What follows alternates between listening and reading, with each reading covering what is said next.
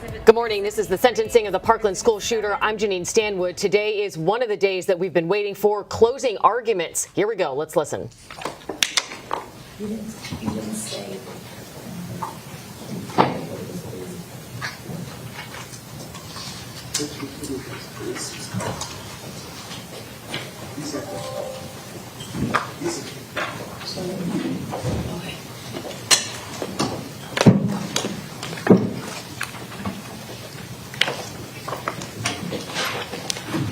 Okay, just another housekeeping matter. This is a very large courtroom and it fits a large number of people. Of course, everyone is welcome.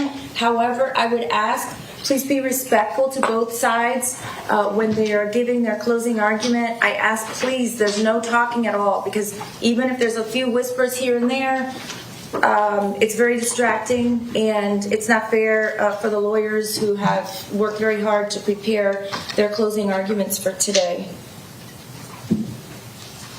Your Honor, can we make sure that the cameras, the monitors in the back are not on, so anything that I may want to use during closing or just for the court, the jurors, and the defense and state? Sure. Don't the camera show whoever's speaking? Yes, I'm sorry. So if he's on the podium speaking, he's going to show me that. So those monitors in the back, if you're speaking, would be showing you. No, that's okay. I'm just talking about, I'm going to show a video or a photograph. Okay. I don't want... So any documents or video or audio that you're going to be showing, well, not audio, but video or documents, there anything that you're using is sensitive and is not to be shown to the audience. Is that correct? Exactly right. Some of it is sensitive. Okay.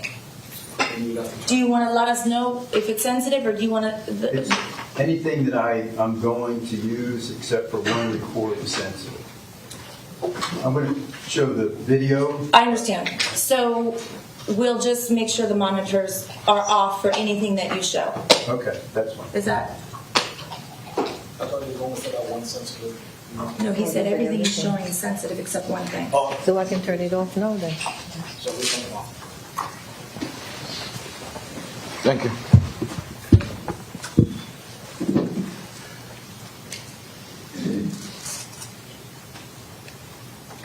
Lieutenant? Jason?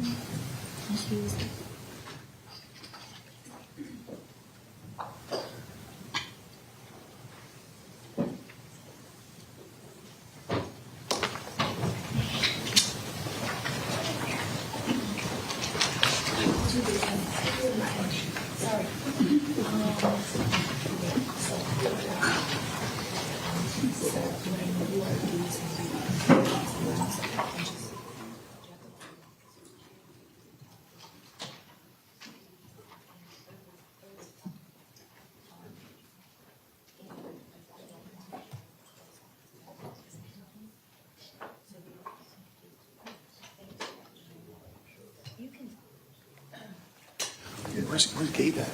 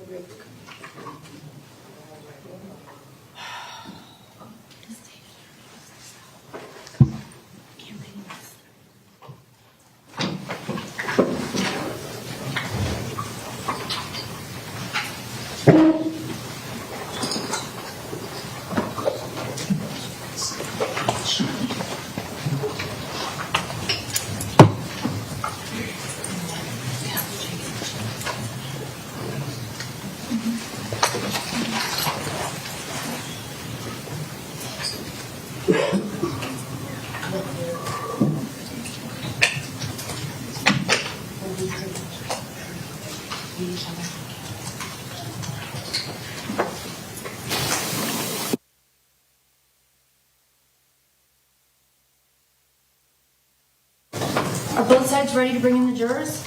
State trainer. Okay. Jurors are entering.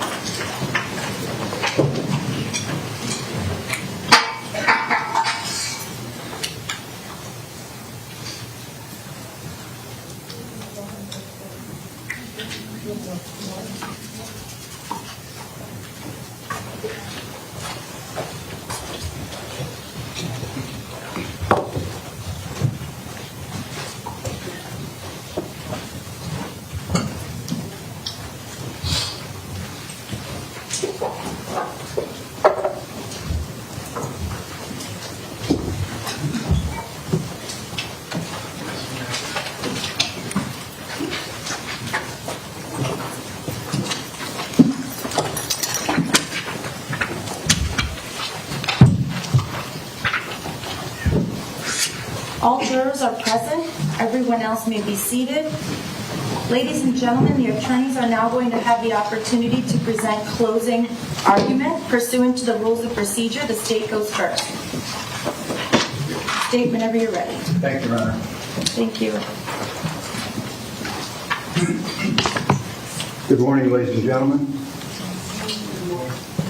So, the testimony and the evidence that has been introduced during these proceedings has shown and revealed what happened, what occurred on Valentine's Day, February the 14th, 2018.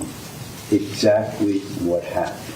The testimony revealed the unspeakable, horrific brutality and the unrelentless cruelty that the defendant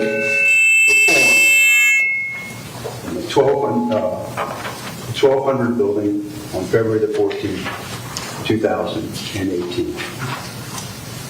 It has been said that what one writes and that one says is a window into someone's soul. And some of the remarks the defendant wrote on his YouTube were, "No mercy, no questions, double tap. I'm going to kill a shit ton of people and murder children." And on July the 4th, 2017, "I love to see the families suffer." You're entitled, and I suggest that every YouTube comment, every search, everything that's in evidence, you can review when you're deliberating. And I suggest you take all the evidence, all the videos, all the photographs, all the records back to consider. And look at the comments, the YouTube comments and the searches the defendant wrote and what he searched. Because what one writes, what one says, is a window to someone's soul. What he wanted to do, what his plan was, and what he did was to murder children at school and their caretakers. That's what he wanted to do. That's what he planned to do, that's what he wanted to do, and that's what he did. And he picked Valentine's Day to do it while school was in session. And you could tell by the evidence and the testimony, you've been sitting here and listening to everything, this plan was goal-directed, it was calculated, it was purposeful, and it was a systematic massacre. And this is just not somebody with a high-powered AR-15 rifle shooting people. And I'm going to get into the details, but just to start off with Gina Montaldo and Luke Hoyer and Martin Duque Aquiano. I'm going to go over it, but if you can remember from the start, they were huddling in front of classroom 1214, hiding and wounded. What the defendant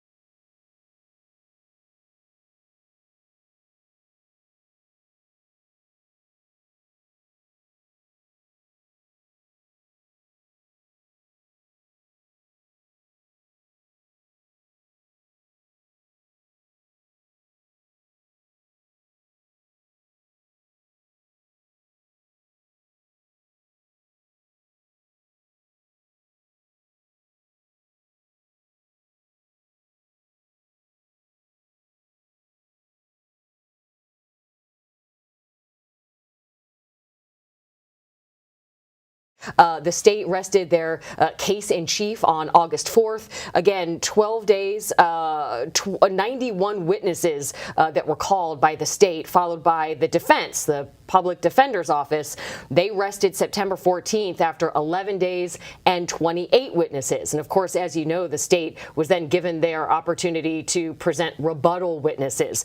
The state has argued that this murder was premeditated, it was calculated, it was cruel. The defense, however, says that the defendant had suffered from mental health issues and that, in the words of Melissa McNeil, the public defender, his brain was broken. And so each side right now in these closing arguments, they have the opportunity to sum up weeks of testimony. We've spoken to many different attorneys who have worked these cases who say oftentimes the closing arguments are more nerve-wracking than the opening arguments because it is the last impression that you're giving these jurors who have sat through weeks and weeks of testimony. Once again, we are waiting for our signal to come back up in the courtroom. Christina Vasquez is there. As you know from just even looking at the gallery view, there are so many loved ones who have been in there every step of the way. I can tell you that I saw the Dwarettes, I saw the Hoyers, Linda Schulman, who Scott Beagle's mom is in there as well, Lori Alhadeff, Debbie Hickson, Ryan Petty, the Montaltos, Fred Guttenberg, so many people who have not been part of this, who have decided today to bear witness to these closing arguments. Once again, these attorneys making their final plea to this jury. Again, the defense wanting to spare the defendant's life. The state says that if there's ever a case for the death penalty, this is it. So once again, we are waiting for the live stream to come back up. But Mike Satz, lead prosecutor, once again, starting as he did with his opening remarks, no notes, talking about the different witnesses in this case, the state bringing up so many witnesses in this. Once again, he says that what one writes and says is a window into their soul. He said that at one point the defendant wrote, "I'm going to kill a S ton of people. I'm going to murder children. I want to see the families suffer." So once again, he is trying to make the case that this defendant does not deserve to have his life spared. And so he will be, for the next 2 hours, bringing up what exactly happened in testimony that happened over the last few weeks. I'm looking at the live signal right now. It looks like that we do have some color bars. We're back up, so let's listen. Comments and his searches, he was certainly thinking about it. In fact, he told, I think it was Dr. Denny or Dr. Scott, that he'd been watching the Columbine when he was 13 or 14 years old, the Columbine shooting. So we know he's been talking about it for a long time and thinking about it for a long time. So what's he do? First thing you do, you want to accomplish something, you research. So he researched. He researched prior mass shootings.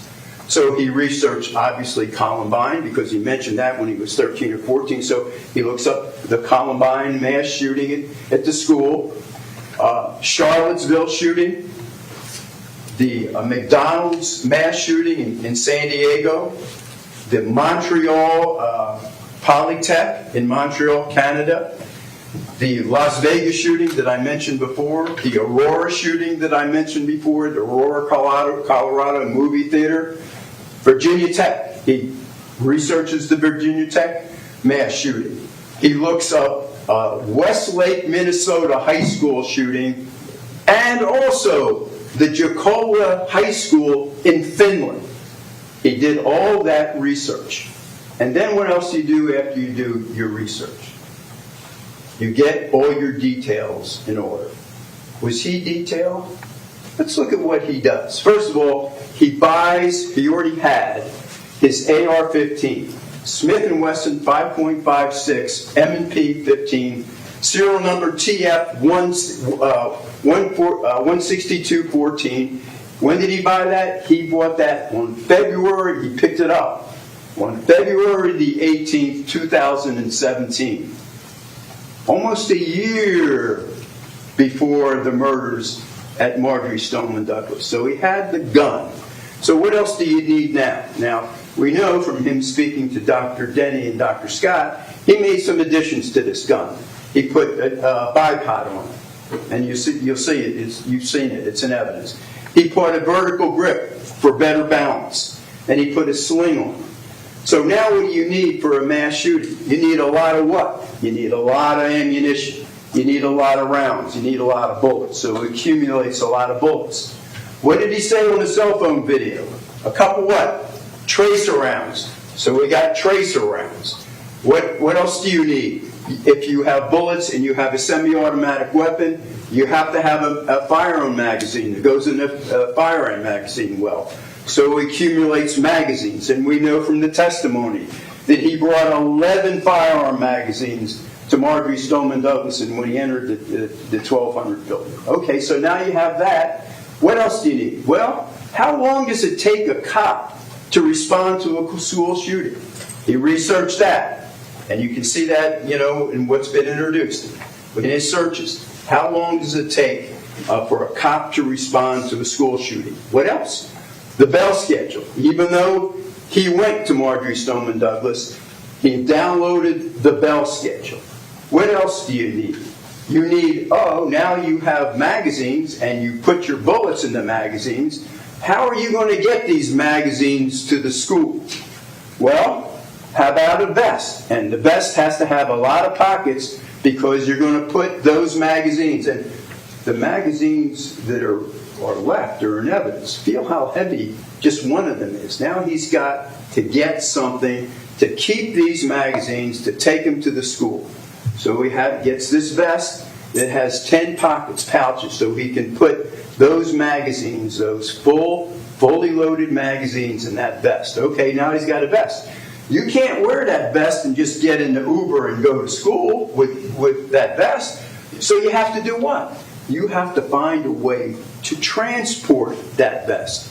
So he has a backpack. And what does he do? He puts the vest in the backpack. In the vest are the 10 magazines. 40-round magazines. I think there were 2 40-round magazines, and the rest were 30-round magazines. And he had a 10-round magazine in his pocket. What else? You got to take the gun. You just can't take the gun on Uber. So you may recall that he was searching for a guitar case. He finally wound up with that Cabela bag. All right, so now you got this Cabela bag. You have to figure out what? Something to say to the Uber driver because she may be suspicious. So what does he say to her? I'm going to music class. Explains his instrument that he's taking. So now he has something to transport his rifle, something to transport the vest that contains the magazines. What else? You want to blend in, right? So he gets his JROTC polo shirt to wear. All these details he thought of, and he did. That's exactly what he did. And when he went there, he told the Uber driver he was going to music class. He told the Uber driver, and this is really interesting. You talk about executive function. Remember the mental health experts were talking about executive function. He's on his way to school, to Marjorie Stoneman Douglas. He's directing Laura Zucchini. She was the Uber driver. Where to go? Remember, she was going to go straight down and Hamburg Road and cross Pine Island and go to a different exit. No, he didn't want to go there. He knew, first of all, in planning, you have to know where you're going to go. So he wanted to go to the pedestrian gate that's on Pine Island Road. So he directed Miss Lucchini to make a left-hand turn on the Pine Island to go to the pedestrian gate. You also have to research what time you're going to get there. First of all, those gates lock after the students and the teachers go into school, so they have to open up prior to school letting out. But you don't want to get there exactly when school's letting out at 2:40 because you're going to be what?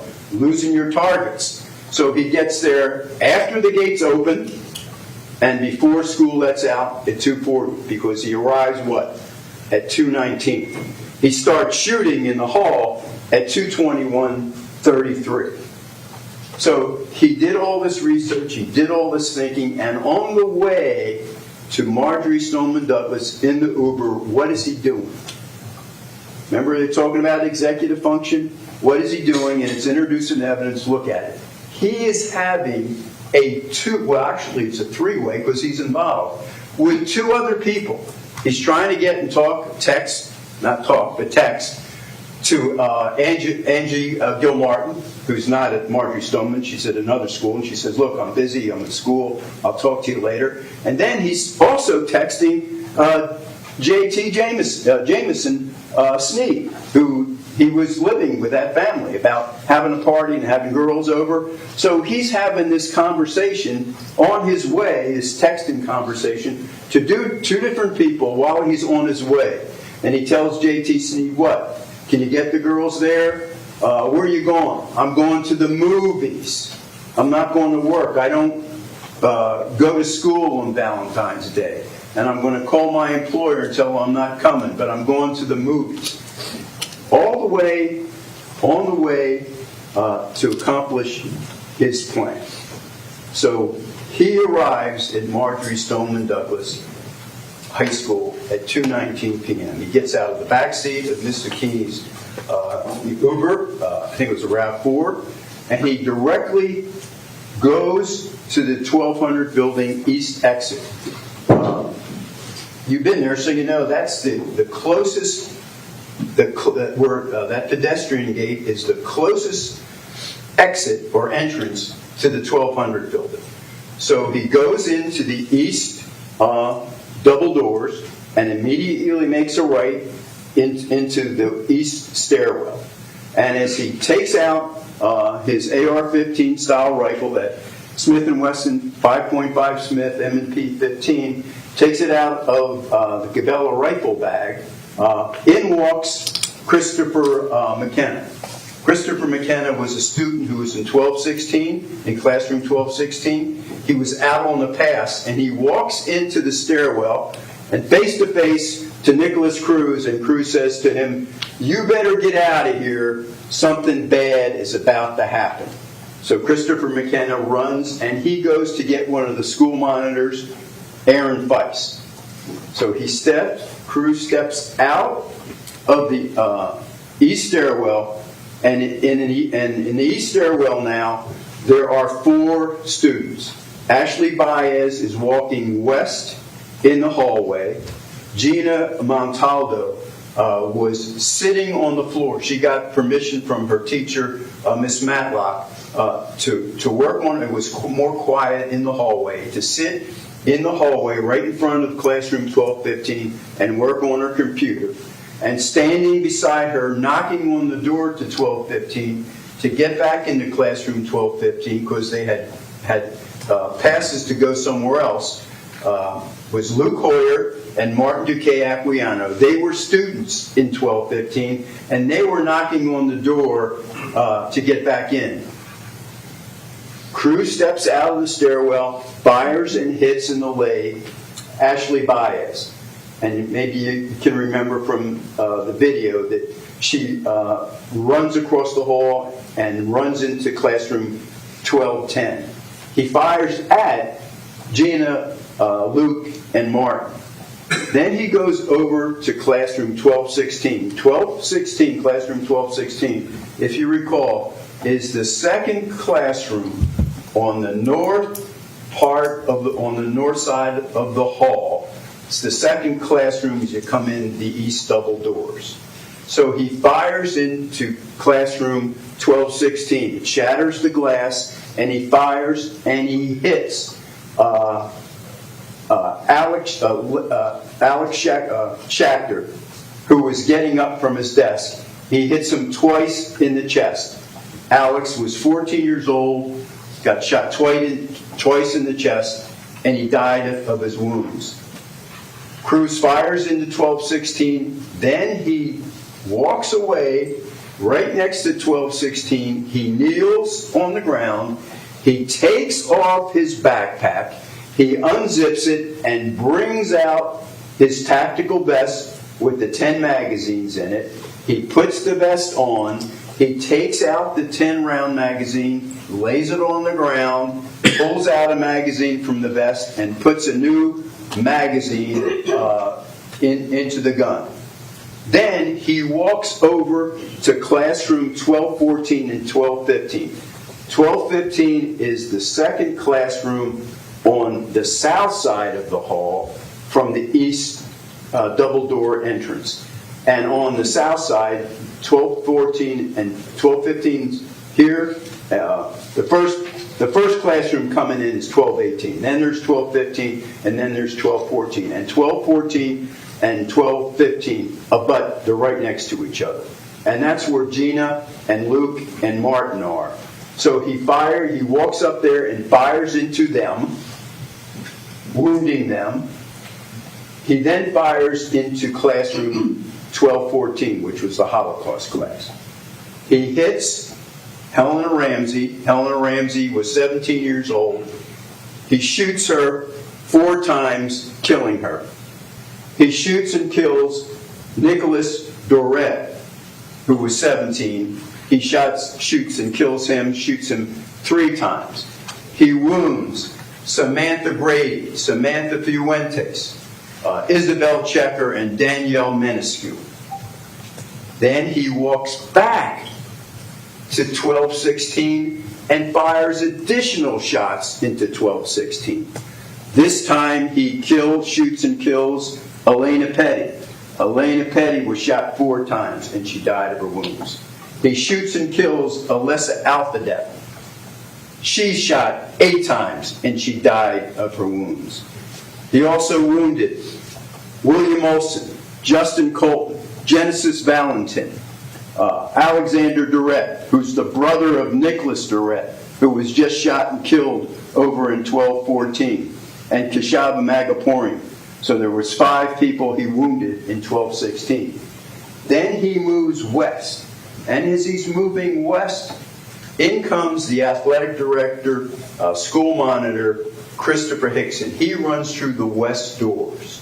And when he runs through the west doors, the defendant, Nikolas Cruz, shoots him twice. Once in the torso and once in the leg. Christopher Hickson falls to the ground and crawls over to the north side of the hall to an alcove near the west door and double door entrance. And he's seeking, cover, shelter. The defendant continues west.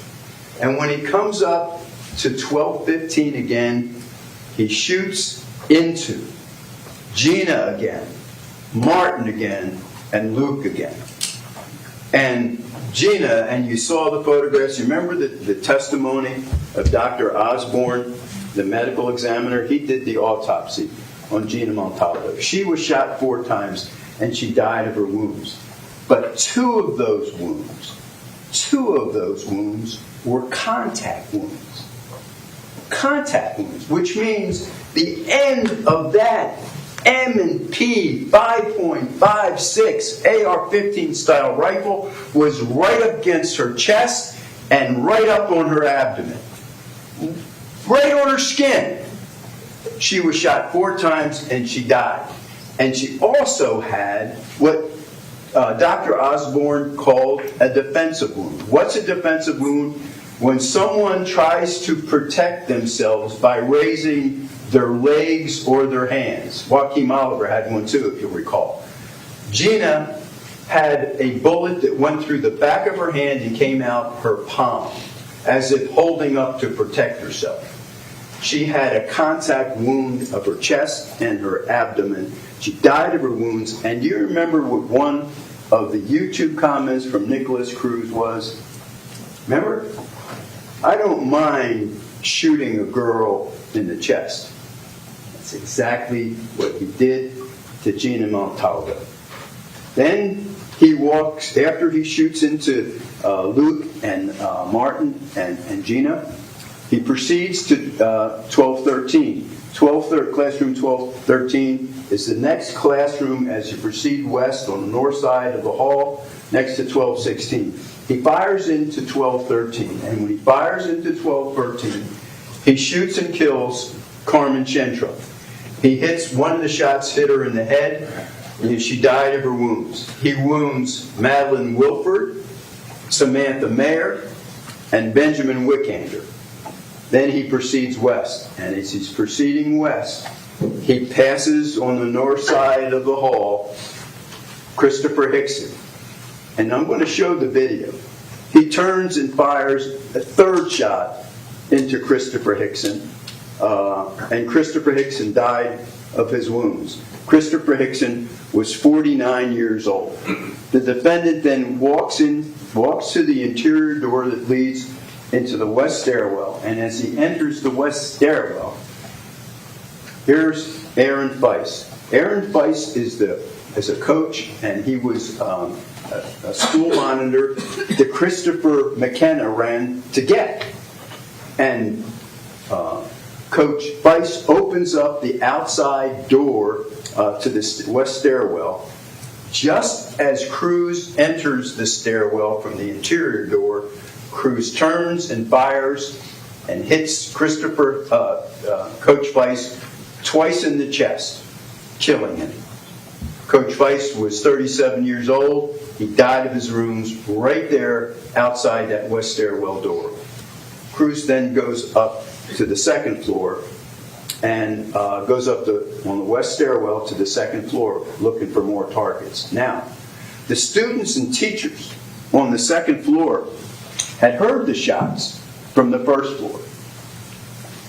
The defendant fired 70, I want to say that again. The defendant fired 70 shots on the first floor and 2 shots in the west stairwell at Coach Feist. You talk about finger tapping, and you heard it. He fired 70 shots on the first floor. So he goes up to the second floor. The teachers and students had heard the sound, so now they're taking precautions, a code red, for an active shooter. So they turn off the lights, they get away from the door, they're hiding. And as you know, there's 10 classrooms on the first floor, 10 on the third floor, and second floor, 10 on the third floor. So the 10 classrooms on the second floor, 3 of those classrooms were empty. The defendant fired 6 shots on the second floor. He couldn't find any targets. He fired into classroom 1231, which was empty, and 1234, which was empty. So he goes the length of the hallway after firing the 6 shots, and now he's at the east stairwell. So he goes up the east stairwell. Now, the students and teachers on the third floor didn't hear, they heard some noises, but they weren't as distinct as what the teachers and students heard on the second floor. So they, at 2:22:38, the fire alarm went off. And remember, we talked about the evidence was that the dust from the ceiling tiles, because of the percussion of the defendant firing his weapon on the first floor 70 times, caused the ceiling tiles to pop up. And when the ceiling tiles popped up, dust came down. And you saw it on the video, the dust. It looks like smoke. So the camera system doesn't know the difference between dust and smoke, so it sounded at 2:22:38. So the teachers and the students on the third floor, when they hear the fire alarm at 2:22:38, they evacuate. They didn't hear the shots like the students and teachers on the second floor. So and as you know, there's a stairwell on the east side and a stairwell on the west side, so the students and teachers started to evacuate. But once the students started to evacuate, they heard the shots on the second floor, and you saw it on the video, they all come running back. And there's a mishmash, everybody running and trying to get somewhere. Meanwhile, the defendant is coming up the east stairwell. And as he comes up the east stairwell and opens the door, the first classroom on the east side, on the north part of the hallway, is 1256, and that's Scott Beagle's classroom. He was a geography teacher. So he is holding the door open, and you can see it on the video. He's holding the door open for his students so they can get into the classroom. And the teacher next to him in 1255 was Stacy Lapel. She was the English teacher right next to him. She's also holding the door open for students, not just their students, any students to run into the classrooms for safety. So when Cruz comes in out of the stairwell, he fires 4 shots into the back of 35-year-old Scott Beagle and kills him. Scott Beagle died right there. He also fired and wounded Stacy Lapel. The defendant continues to fire down the hallway. He hits and wounds Meadow Pollock and Carol Ogren and they run and they hide in the alcove of classroom 1249. He shoots and wounds Anthony Borges, Kyle Lehman, and Marian Kavachenko, who were in the hallway. He continues to move west, and as he's moving west, he fires again. This time, the students are running to the west stairwell. He hits in the leg Joaquin Oliver, who runs into the alcove of the men's restroom on the north side of the hallway. He shoots and he hits Peter Wang, who falls in the southwest corner right next to the west stairwell door. And he hits and kills Jamie Guttenberg. Jamie Guttenberg is running to the west stairwell. And as she runs, he shoots her and hits her in the back. In the back, right near her neck. It severs her spinal cord. I don't know if you remember Dr. Osborne's testimony. She falls through the west stairwell door and falls onto the third floor landing on the west stairwell. The defendant continues west, and you'll see it on the video. He turns and aims into Meadow Pollock and Carol Logren. Carol Logren was shot 3 times. She's 14 years old, and she died of her wounds. Meadow Pollock was shot 6 times, and she was in the alcove with Kara. She was 18 years old. She died of her wounds. Then the defendant goes over to the men's restroom alcove where Joaquin Oliver is, and he fires into Joaquin Oliver. Joaquin Oliver was shot 4 times, 17 years old. He died of his wounds. Remember the testimony of Dr. Tops, the medical examiner? He said there was a defensive wound, that the bullet went through the palm of his right hand, exited the back of his right hand, and entered into Joaquin Oliver's left temple and killed him. Defendant then leaves from the restroom on the west side and proceeds down to Peter Wang. And you saw in the video that Peter Wang was laying on the ground. And remember when the kids were running out, students were running out, you can see him moving. So when he's laying on the ground, what? He's still alive, right? Because he's moving. Cruz walks up to Peter Wang and shoots him in the head 4 times. Peter Wang was shot 12 times. And you remember what the defendant told, I think it was Dr. Denny, could have been Dr. Scott, that when he shot Peter Wang, his head blew up like a watermelon. Remember that? He was shot 4 times in the head. Peter Wang died of his wounds. The defendant then goes over and he looks out the west stairwell door, that little window in the door. And then he doesn't go down the stairwell. He goes into 1240. He shoots the glass out, shatters the glass, reaches in, opens the door, and now he's in 1240, the teacher's lounge. Why is he in 1240? Because of what I was talking about before. The west windows look over the west part of the campus, and the south windows look over the south part of the campus. On the south side, there's a courtyard. On the west, there's walkways and there's parking lots.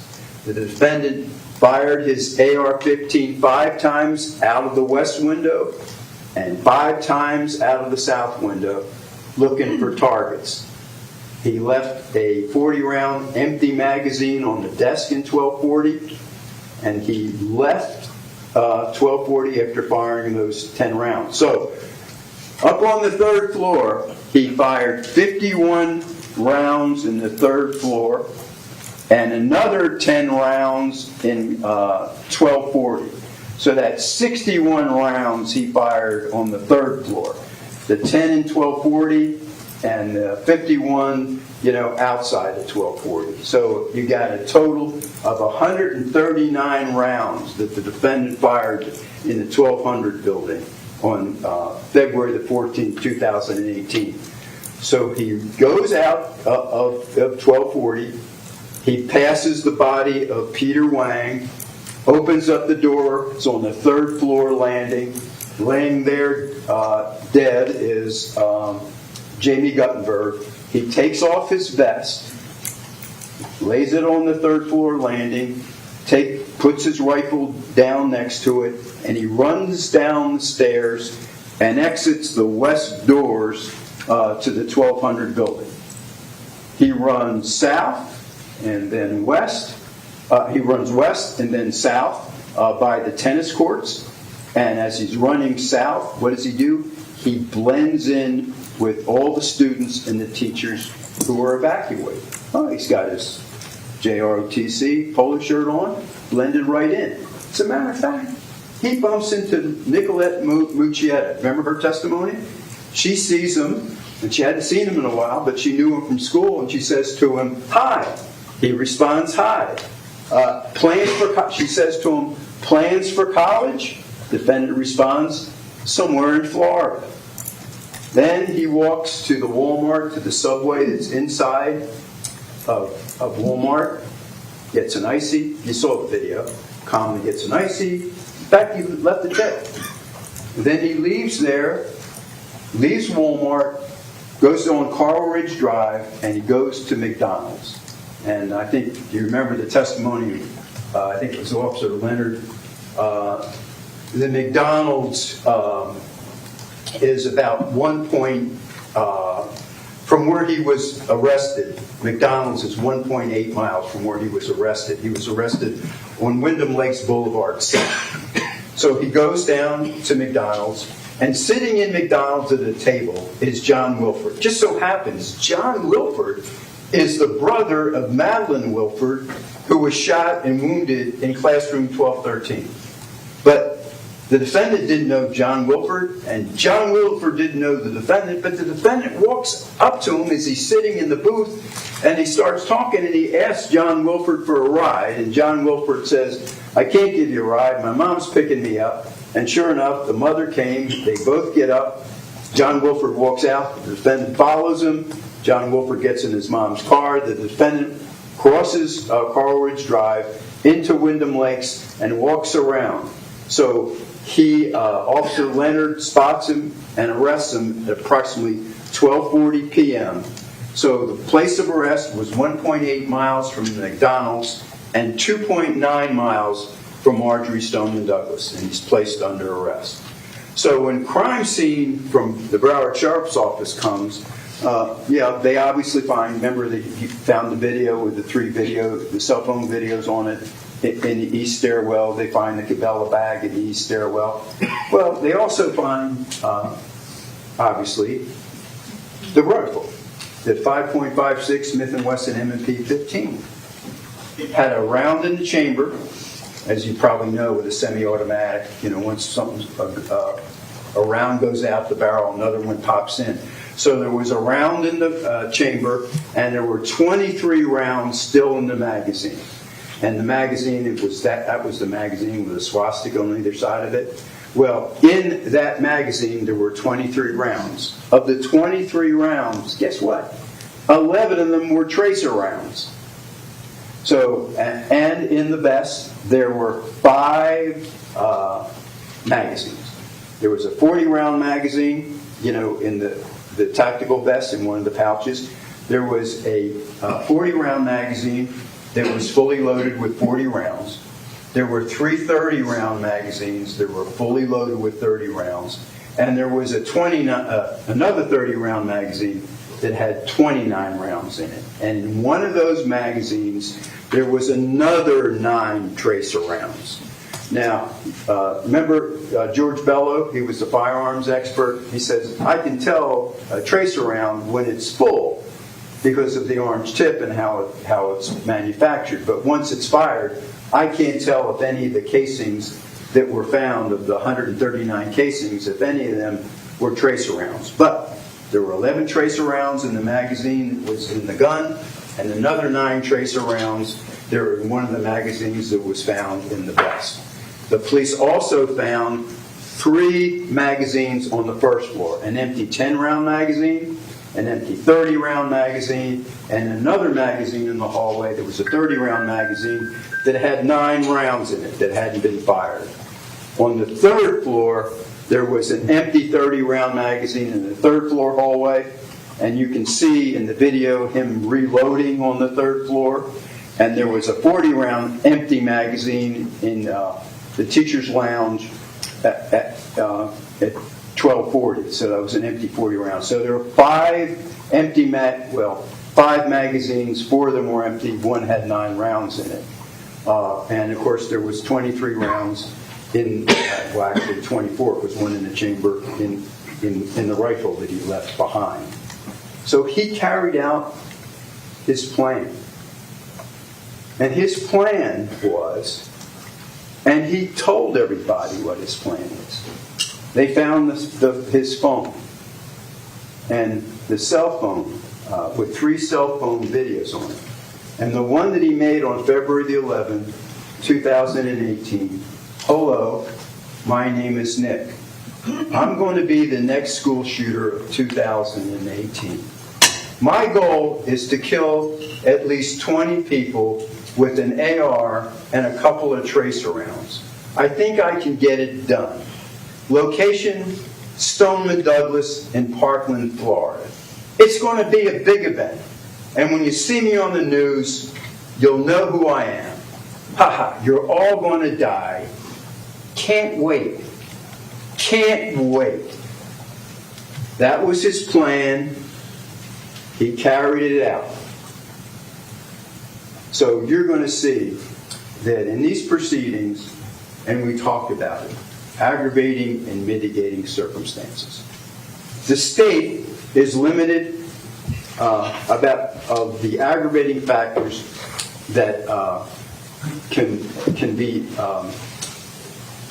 they can rely on by Florida statutes. And in this case, we're limited to 7 aggravating factors. And before I discuss the aggravating factors, Aaron, I'd like to play the video, please.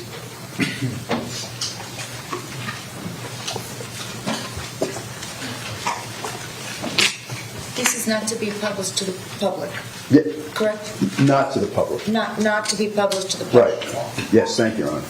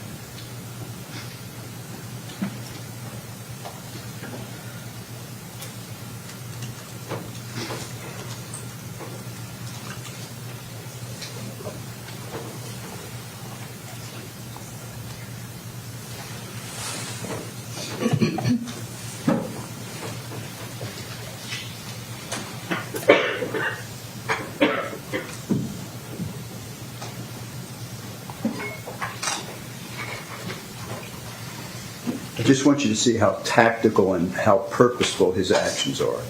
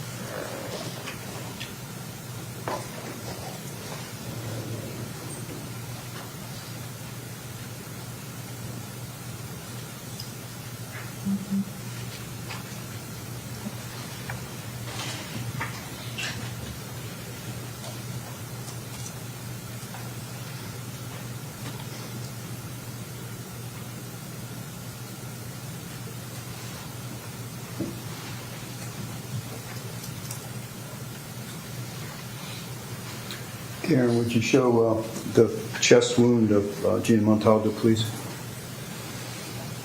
And this is not for the public viewing either? No, Your Honor. Okay. Okay.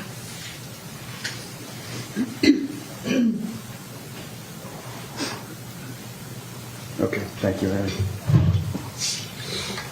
So, aggravating factors. Florida statutes say what aggravating factors the state can use. We're limited in this case to 7 aggravating factors. So I'd like to go over them with you. First, I'll give you a list, and then I'll go into a little bit more detail. The first one, the defendant has been previously convicted of another capital felony or a felony involving the use or threat of violence to another person. So, in this case, simultaneous convictions. So the defendant has pled guilty to 17 first-degree murders, a capital felony. So for each victim, the other 16 can be aggravating factors for that victim. And the 17 attempted first-degree murders of the 17 surviving victims, they're contemporaneous, but they can also be considered as previous convictions. So for each victim, there's 17 attempted first-degree murders that could be to aggravate the offense, right? And then, if you'll recall, on November the 13th, 2018, 10 months after the defendant was arrested for the murders, he attacked Sergeant Deputy Beltran in the jail. Remember that? Tried to take his taser. You saw the video, and if you want to see the video again, you can. You take it back to the jury room. How he ran up and attacked him, took his taser away, took his weapon away. So there's 3 convictions you can consider for that: attempted aggravated battery of a law enforcement officer as 1, battery on a law enforcement officer is 2, and taking means of protection from a law enforcement officer is 3.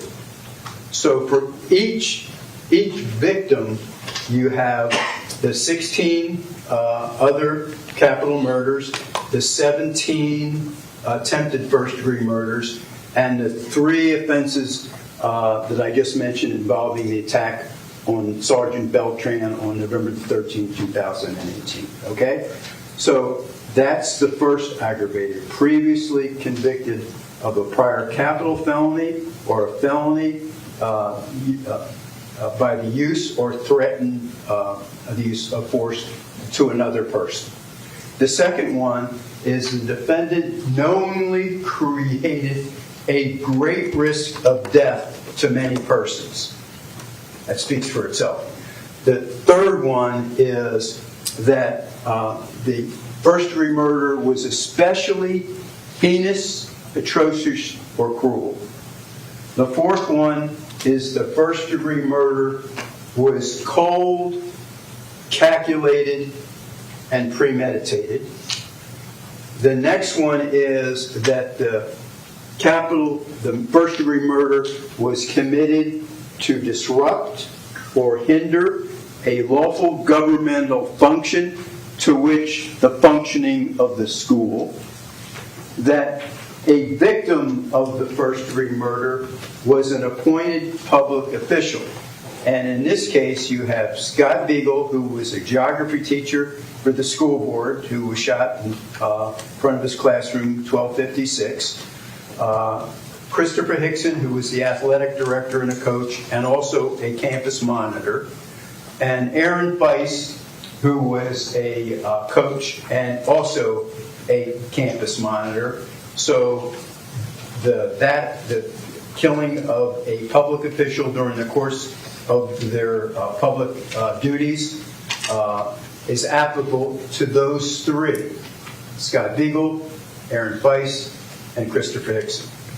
And they were shot down during the course of their official duties.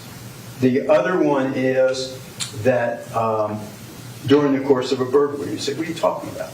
Well, when you enter somewhere where you have no permission, campus, to commit an offense, to it murder, that's a burglary. So there are 7 aggravating factors for you can consider. And remember, we've talked about this, that it is not a counting process, it's a weighing process. And each one of the aggravators and each one of any mitigators, you're going to have to weigh. Some are going to have no weight, some are going to have some weight, some are going to have middle weight, some are going to have a lot of weight, and some are going to have great weight. So it's a weighing process. It's not a counting process. So first, I'd like to talk about the first aggravating factor. The defendant was previously convicted of a capital felony or another felony involving threat or use of violence. As I said, let's just take Gina Montalvo or any one of the people who were murdered. The other murders of the other 16 can be used as aggravation of their murder. So Scott Beagle, 16. Meadow Pollock, 16. You go down the line. So there's 16. And the 17 attempted first-degree murders of the victims who survived, like William Colton and Madeline Wilford, all those can be used, 17. And then the 3 felonies with Beltran. So there are like 36 felonies. So even though it's one aggravator previously convicted, you have to weigh each one of these aggravators. And some aggravators you're going to find way more than other aggravators. And this aggravator has 36. This is one heavy aggravating factor. 17 people were killed, 17 people were attempted to be killed, and the 3 felonies on Sergeant Beltran when the defendant was in jail. That is one heavy aggravating factor. The next one, that the defendant knowingly created a great risk of death to many persons during the homicide. Well, he murdered 17. He wounded another 17, and he was trying for more. So there's no question that aggravating factor has been proven beyond any reasonable doubt, just like the first aggravating factor was proven beyond any reasonable doubt. And the third aggravator, the first-degree murder was especially heinous, atrocious, or cruel. Cruel! It's like I said, it's unrelentlessly cruel, heinous, and atrocious. The people, and you saw the video again, and I discussed it, the people were out in the opening. He went and finished them off. You saw him pointing, not casually either, aiming and killing the people out in the open. He was shooting the kids in the classroom that were hiding or attempting to hide. So you have Gina and Luke and Martin who were in front of 1215. You have Kara and Meadow hiding in the alcove in 1249. Joaquim Oliver in the men's restroom alcove. Peter Wang laying on the ground. And you have in 1216 Alex, trying to get up to hide. He got shot twice in the chest. Elena Petty and Alyssa Alfadef were hiding when they were shot down and killed. In 1214, you have Helena Ramsey and Nikolas Dorette who were hiding when they were killed. They all knew what was going on, what was going to happen, what was happening here, the nature, the danger, the deadly nature of the situation. And Carmen Shentrup, who was shot in 12/13, and the kids that are all running on the third floor, Jamie Guttenberg running to the west stairwell to escape, Peter Wang running, Joaquin Oliver running, and Kara and Meadow hiding. Heinous, atrocious, or cruel beyond any reasonable doubt. The other one was it cold, calculated, and premeditated. Well, we talked about that. This guy researched it. He even researched a high school shooting in Finland, Las Vegas, Virginia Tech, Columbine, Charlottesville, the McDonald's, Aurora, Las Vegas. He researched it. He planned it. We went over all the details. How long does it take a cop to respond to a school shooting? The bell schedule. How am I going to transport this? How am I going to transport that? Got to get a lot of ammunition. He fired 139 rounds, and he had plenty left. He had a 40 round that was fully loaded. He had 30 rounds that were fully loaded. Another 30 round that only had 29 rounds in it. So he was prepared. He went through. He did the research, he did the planning, and he carried it out. I submit to you that aggravating factor of cold, calculated, and premeditated, highly premeditated, is proven beyond any reasonable doubt. The next one is to hinder or disrupt a school function. I'll eventually be able to say that. There's no question that's proven beyond a reasonable doubt. He went into to the campus in the 1200 building and was shooting every target he could find. And he definitely disrupted and hindered a governmental function, to wit, school functioning. And then the next one is that Scott Beagle and Aaron Weiss and Christopher Hickson were campus monitors and coaches. Christopher Hickson and Aaron Weiss, and Scott Beagle was a geography teacher working for the school board. They were appointed officials in the course of their duties, and they were shot down. So that aggravator is applicable to only them. And then the last one is that this was during the course of a burglary. It may sound unusual to you, but when someone enters a place without permission to commit a crime, it's a burglary. Okay? So the seven aggravating factors that I submit to you have been proven beyond a reasonable doubt and outweigh any mitigation about anything about the defendant's background or character. It's a weighing process. It's not a counting process. So I want to go over with you now some of and the defense can present any mitigators that they think is relevant for you all to consider. So I'd like to go over some of them with you right now. And as you know, the defense stated, remember we're picking a jury, that mitigation is not a defense, mitigation is not an explanation, and mitigation is not justification. I agree with that. Mr. Zach, I'm sorry to interrupt you. We have a few people that need to use the restroom. Okay. So we're going to take a 15-minute restroom break. I apologize for interrupting. Ladies and gentlemen, do not discuss the case. Leave your notepads behind. And let's try to keep it as close to 15 minutes as possible. I fully understand that there are 22 of you, so...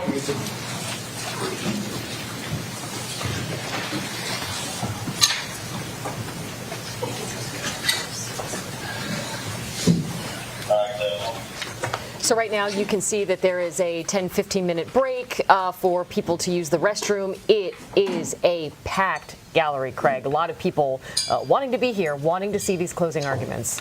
Yeah, closing arguments are usually in a big trial like this are usually quite well attended by people who are interested in the trial. Obviously, the family members very interested in this, so I expected them to be here. But I imagine it's I'm not surprised, put it that way, that there's a packed house there. Mike Satt said in the very beginning of these closing arguments that it has been said that what one writes and says is a window into the soul, and he encouraged jurors, once they start deliberating, to look at the evidence, to look at witness testimony, to look at some of the things that the defendant wrote in his own words in YouTube comments. I'm going to kill a ton of people. I'm going to murder children. And then he took us through methodically what happened that day, February 14th, 2018. The difference, though, is that now knowing that the jury has seen the video, they've seen the autopsy photos. And they just saw the video again, at least one of the videos. We're not exactly 100% sure which one. I presume since there was no volume to it and it was the surveillance video. But the jury's going to have access to every piece of evidence that was admitted. That was part of the things that was being discussed yesterday, the logistics of how they would get to, one of nearly 500 state exhibits when they want to see it. But they will have access in their deliberations to everything that was admitted. The state's going to probably show them a little bit more, I would think. They've already showed the video, some of the videos. They've already showed some of the autopsy photographs. Probably the third time the jury's seen those things to date, at least the third time by my count. And to be clear, as we're watching the video on the split screen of these family members who are in the courtroom, they're hugging, they're embracing, part of a club that they never would imagine that they would be in, many of them relying on each other for comfort and support. They are not seeing, just as we are not seeing, the autopsy photos, the surveillance videos. That was something that was ruled upon and agreed upon before all of this started, that we're not going to be able to see everything. Right, and I think that's probably the right ruling. This is bad enough as it is. The evidence here is as horrific as it is. I don't think there's any need for the public to, become salacious about it. This is for the jury, for the jury's decision and the jury's decision only. I think it's probably the right decision not to publicize all this the horrific nature of this to the world. I don't think we need to see it, and you never know what people are going to do with it if they do get it. But the fact of the matter is this is for the jury, for the jury's decision, for the jury's decision-making process. They will have access to it all when they go back to deliberate. We understand, according to the judge who asked each side yesterday, how long do you think you'll take? The defense had said that they would possibly take about 2.5 hours. Right. Same with the state. So we imagine that once we come back from break, the state has been presenting their case for about an hour 15 so far, so maybe another hour or so before they break for lunch, and then the defense gets their chance. Yeah, the judge didn't exactly say, unless that was said before we went on the record earlier, but that would be the reasonable thing to do, to have the state go, break for lunch, because it's got a lot of heavy information there, break for lunch, and then start off with the defense, have the defense go, and then, depending on how much time's left, maybe read the jury instructions, or maybe start the jury instructions tomorrow, or maybe get halfway through the jury instructions today and finish the jury instructions tomorrow. It remains to be seen. It's probably better to have the jury instructions all read in one chunk, because there's a lot of information for the jury to digest in there, and you don't want them getting confused. Pretty unprecedented, pretty rare to have 17 victims, a mass/school shooter who is still alive and facing a jury in this death penalty case, and they're taking a 15-minute break. The state will then come back. We'll take a break as well, and we'll be back as soon as court is back in session for these closing arguments today.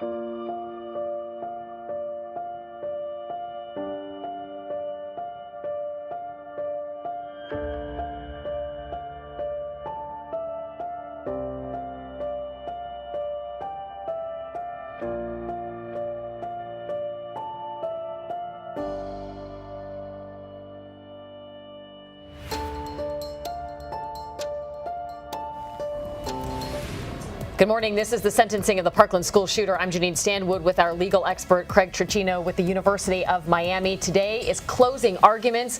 The state started a little bit after 9 and they took a quick break, and now they're back. Let's listen.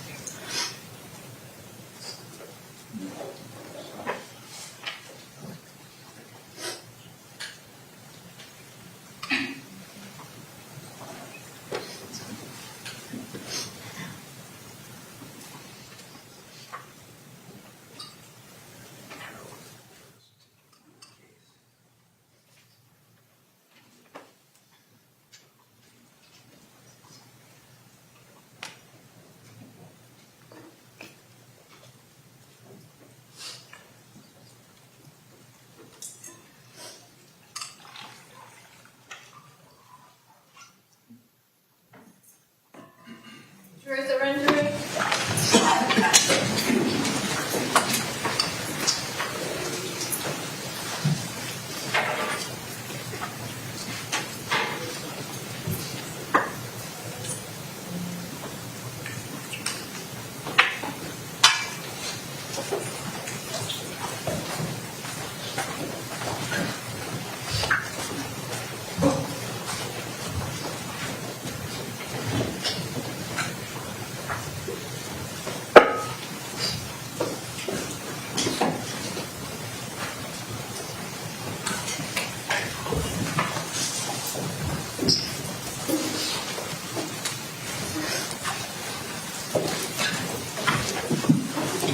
Okay, the jurors are present.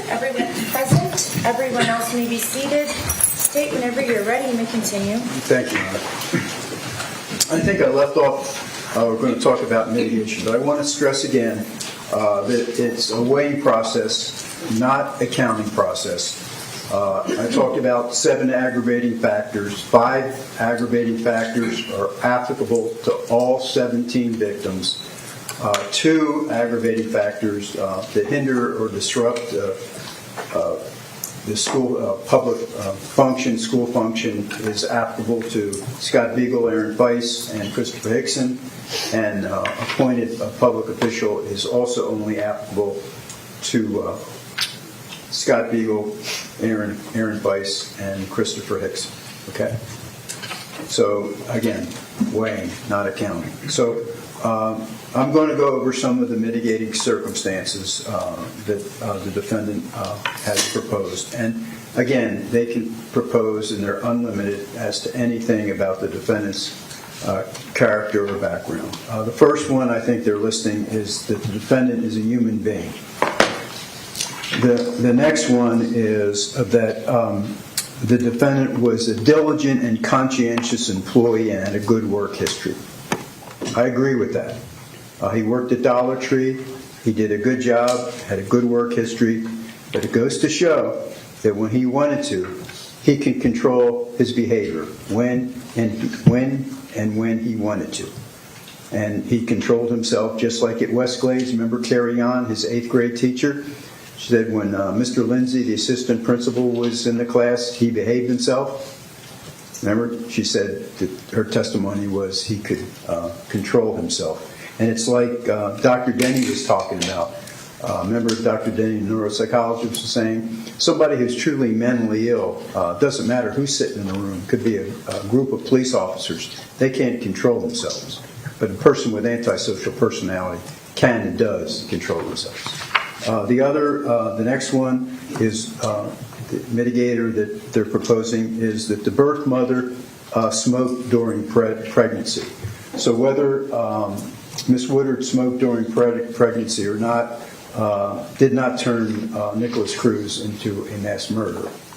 The next one was that the birth mother, Brenda Woodard, used drugs during pregnancy. The testimony of Carolyn Deakins and Miss Woodard's daughter, Danielle Woodard, is kind of contradicted by some of the scientific evidence. You know, the Meconian test came back negative, and every other drug test, remember Dr. Scott's testimony, every other drug test during pregnancy came back negative. And of course, you know, one of your duties as a juror is to weigh the credibility of the witnesses. And I suggest to you, Ms. Deakins, remember she said on the arrest on June 8, 1998, that the drugs were in the back seat. They weren't in her pocket. If you remember Mr. Marcus's cross-examination, and the police report indicated that, in truth and in fact, the 5 crack rocks were in Ms. Deakins' pocket, and that she had some resentment to Brenda Woodard. So you can weigh that in evaluating someone's testimony, as you can evaluate that Danielle Woodward's lawyer is being paid for. She has a benefit of lawyer that's being paid for by the defendant's brother. The next one was that the birth mother did not obtain prenatal care. Dr. Scott testified he went through the records, and several times he indicated when Miss Woodard went in for prenatal care. And the fact of the matter that the baby, and you can go through the birth records, they're in evidence, and Dr. Scott and Dr. Denny did go through them. The baby, the defendant, was born healthy and taken right to the prenatal nursery and not anywhere else. You may recall, too, on jury selection, or no, it was opening statement, that the defense said that the baby had to be resuscitated. Remember that? Well, the birth records indicate, and Dr. Scott and Dr. Denny testified, that the baby did not have to be resuscitated. Another one, that Linda Cruz, the mother of the defendant, abused alcohol. Well, none of Linda Cruz's friends believed that she was an alcoholic or she abused alcohol. They believed, and a lot of witnesses testified, she was a loving, devoted, and caring mother who tried her best. The next mitigator is the defendant struggled academically throughout his life. Well, records will show that when he was at Cross Creek, and yes, it was more structured, but when he wanted to, and he applied himself, he got A's and B's because he was motivated. He wanted to go to Marjorie Stoneman Douglas High School. So he was partially mainstreamed, and he did so well that he was fully mainstreamed. And he did well at Marjorie Stoneman Douglas High School for a while until his girlfriend broke up with him, and then he went back to his old ways. And during elementary school and middle school, he didn't have good grades. He didn't have good grades because he got suspended. He didn't devote himself to the learning process. He intimidated other students, and he didn't participate. So he got bad grades. That's what happens when you don't engage in learning and you don't participate. And it's as Amy Nash, remember there was testimony, she didn't testify, but she was the ESE specialist, and she asked him, she worked at Westglades Middle School, why don't you like school? Because it's boring. I'd rather be out on the streets killing animals and setting fires. The next one, the defendant continues to educate himself while incarcerated. And yeah, he did. It's like Dr. Denny said, real world actions are better than any testing. Well, he did. I mean, he had, and the clips that were played that with Dr. Scott and Dr. Denny, you can take them back with you, and I suggest you do and look at them. He knew about the Ukraine-Russian conflict, even had suggestions for Putin how to resolve it. He knew more about Putin than most people. When he got married, where he lived, where he was before he became president. He retained that information and was able to relate it, a long time later. And he also did, the drawings that he did that the deputy found in his cell. Look at those. I mean, he reproduced from memory pictures of weapons and the school property. Take a look at that. It's pretty good that you can do that from memory. The next one was the defendant had neurological and intellectual deficits. Dr. Denny, the neuropsychologist, testified for the state. And again, Dr. Denny, if you'll recall, is one of 7 professionals in the world that are both board certified in neuropsychology and forensic psychology. And he says, and he testified, that the defendant does not have any neurocognitive deficits. And both Dr. Denny and Dr. Scott did not diagnose the defendant with any of the disorders that come under FASD, whether, and that's fetal alcohol spectrum disorder, whether it's NDPAE or ARND. They said that wasn't part of their diagnosis. They didn't feel that was applicable. They felt he had antisocial personality and borderline personality disorder, and he was malingering. FASD and NDPAE and ARND certainly did not cause the defendant to abuse animals, to hate women, to have racist obsessions, or to cause him to murder 14 children and 3 of their caretakers on February the 14th, 2018. Obviously, the defendant has planning and reasoning abilities, because you saw that, all the planning and the research. How many people know about Jokelin High School in Finland, or all these mass murders? And the testimony certainly established that his testing and his performance and his abilities were at least consistent with someone with an 83 IQ. And he certainly is able to retain things, memory-wise, and replicate them.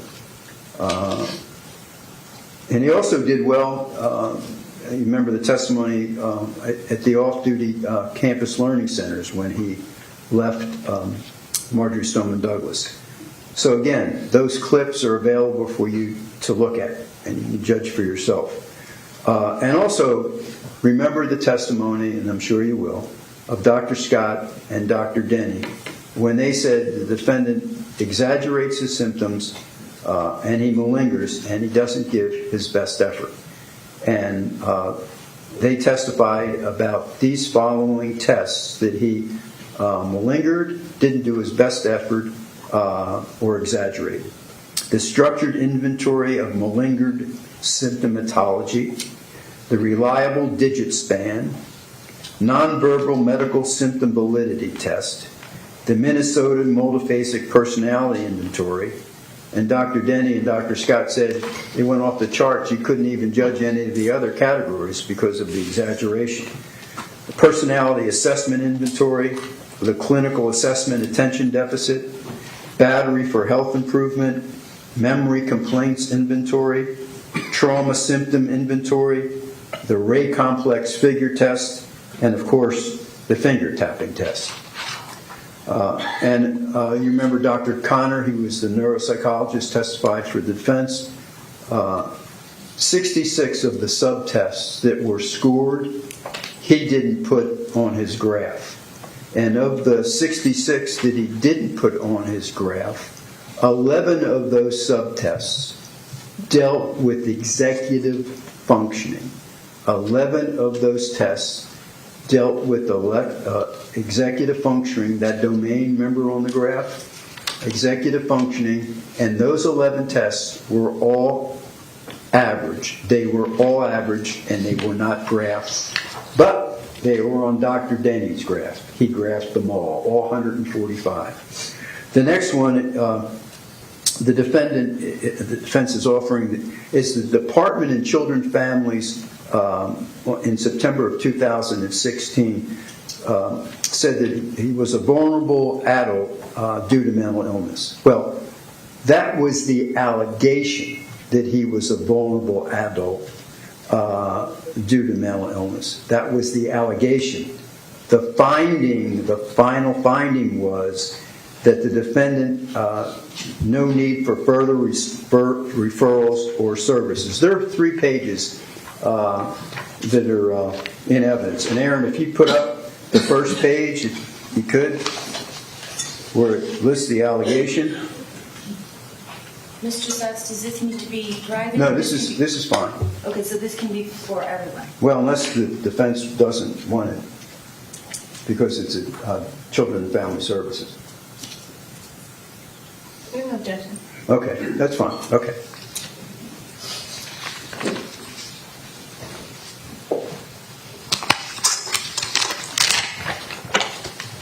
Okay. Everybody see it? Just get my page back. So, see where it says allegation narrative?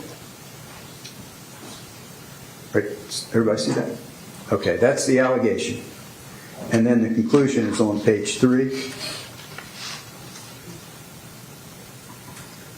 No implications for V's, that's the defendant's safety, based on recommended disposition narrative, as the victim resides with mother, receives in-home services from Henderson Mental Health, and attends school as well. No other referrals or services were needed. You can review the whole document. It's evidence. I encourage you to do so, and you can look at it and read it, in your leisure. Okay? Okay. So that was the allegation. That wasn't the final conclusion. I just read you the final conclusion. The next one, the defendant, it's proposed by the defense, was not correctly diagnosed as a child and therefore did not receive appropriate interventions. Well, you heard from a lot of the board-certified professionals that had treated the defendant as a child. Dr. Nagin, Dr. Kravitz, they said, look, we were treating the symptoms. Doesn't matter what you call it. We were treating the symptoms. And the testimony from even defense witnesses was that Linda Cruz was a loving, caring mother who did her best. And she got different diagnosis because she did not give up on the defendant. She took him all over for a different diagnosis to find out why he was behaving like he was. The next one is the defendant was bullied by his peers and his brother. Well, from the testimony and the records, who appears to be the aggressor, even in preschool and in elementary school, pushing other kids around? The defendant. Who was pushing kids in the hall at West Glades Middle School? The defendant. Now, let me tell you something. If you have I hate or FNs and a swastika on your backpack and you're walking around high school, who's the bully? And as far as his brother, brothers fight. Brothers fight. The next one is that the defendant has the ability to succeed in a highly structured Florida state prison. Well, he was in the Broward County Jail, and on November 13, 2018, he attacked a deputy, Sergeant Beltran. So that wasn't so great. And then in May, they found 666 written on his cell wall. I would not call that potential for success. The next one, that the defendant was raised in a verbally abusive home. Well, from the testimony, the evidence, and the records that I remember, he was the one that was verbally abusive in his home.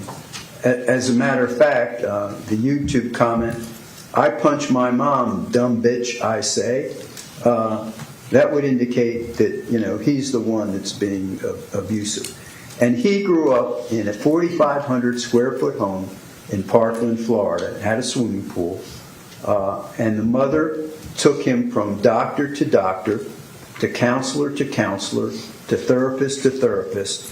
She never ignored him. She never neglected him.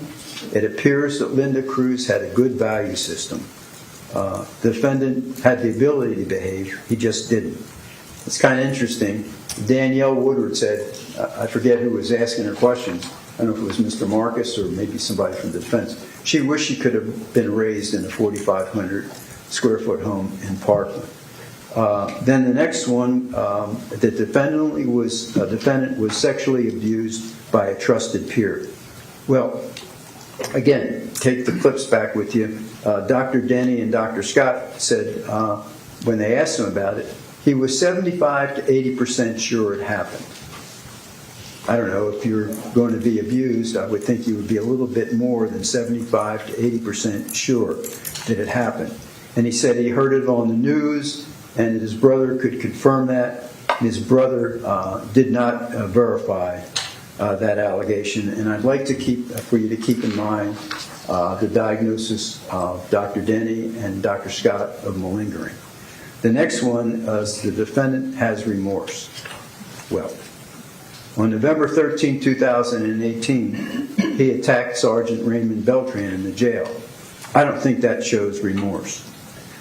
And if you remember, there was testimony about Scarlett Lewis. Scarlett Lewis was the lady who lost a child at Sandy Hook Massacre.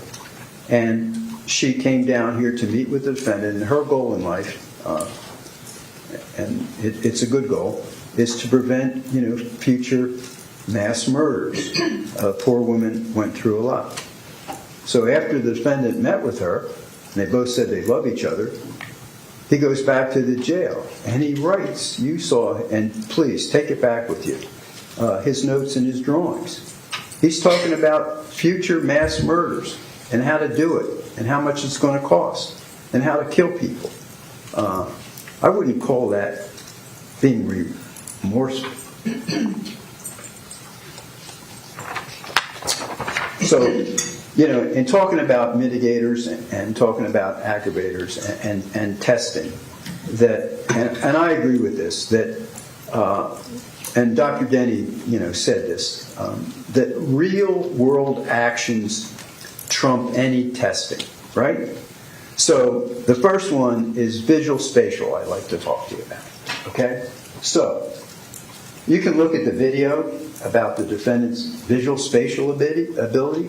Take the video, the school surveillance we just played, take it back. See if you think he has any problems with visual spatial. And then, how about this? He wants to be on the ROTC marksman team. In order to be on the marksmanship team, you have to hit a target first the size of a quarter from 10 meters.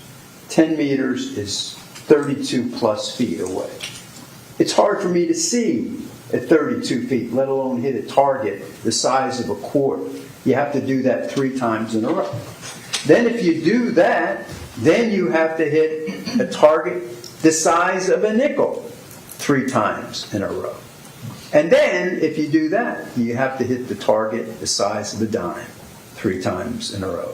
And I submit to you, someone that can do that certainly doesn't appear to have any kind of visual spatial problems. And he's also got a badge for sharpshooter. The other one I want to talk about is about executive function. One of his YouTube comments, and I mentioned it before, I love to see the family suffer. Remember that? So you're asking me, what's that to do with executive function?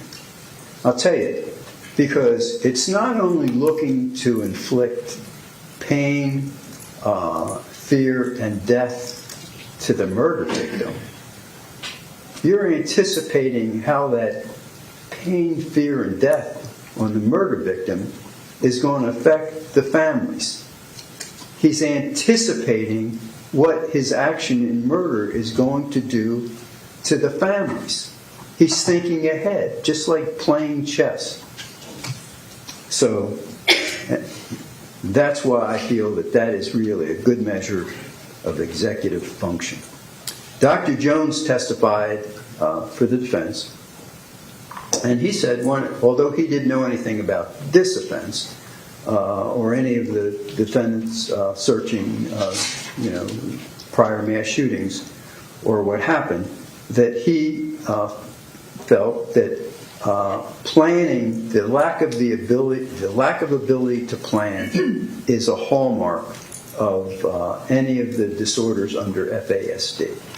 Well, one of the hallmarks of this case is the ability to plan.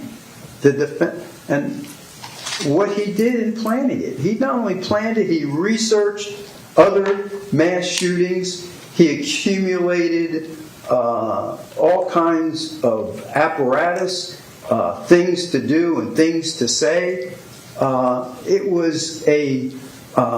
It was intensive planning. It was detailed. How long does it take a cop to respond to a school shooting? All that he did. He has the ability to plan and plan well. He accomplished his plan. And he has, obviously, the ability to reason. And I mentioned Dr. Scott. Dr. Scott is board certified in general psych. He's a medical doctor. He's board certified in general psychiatry, adult and adolescent psychiatry, addiction psychiatry, and forensic psychiatry. And I mentioned Dr. Denny. He's one of the 7 neuropsychologists, professionals, and they're both board certified in neuropsychology and forensic psychology.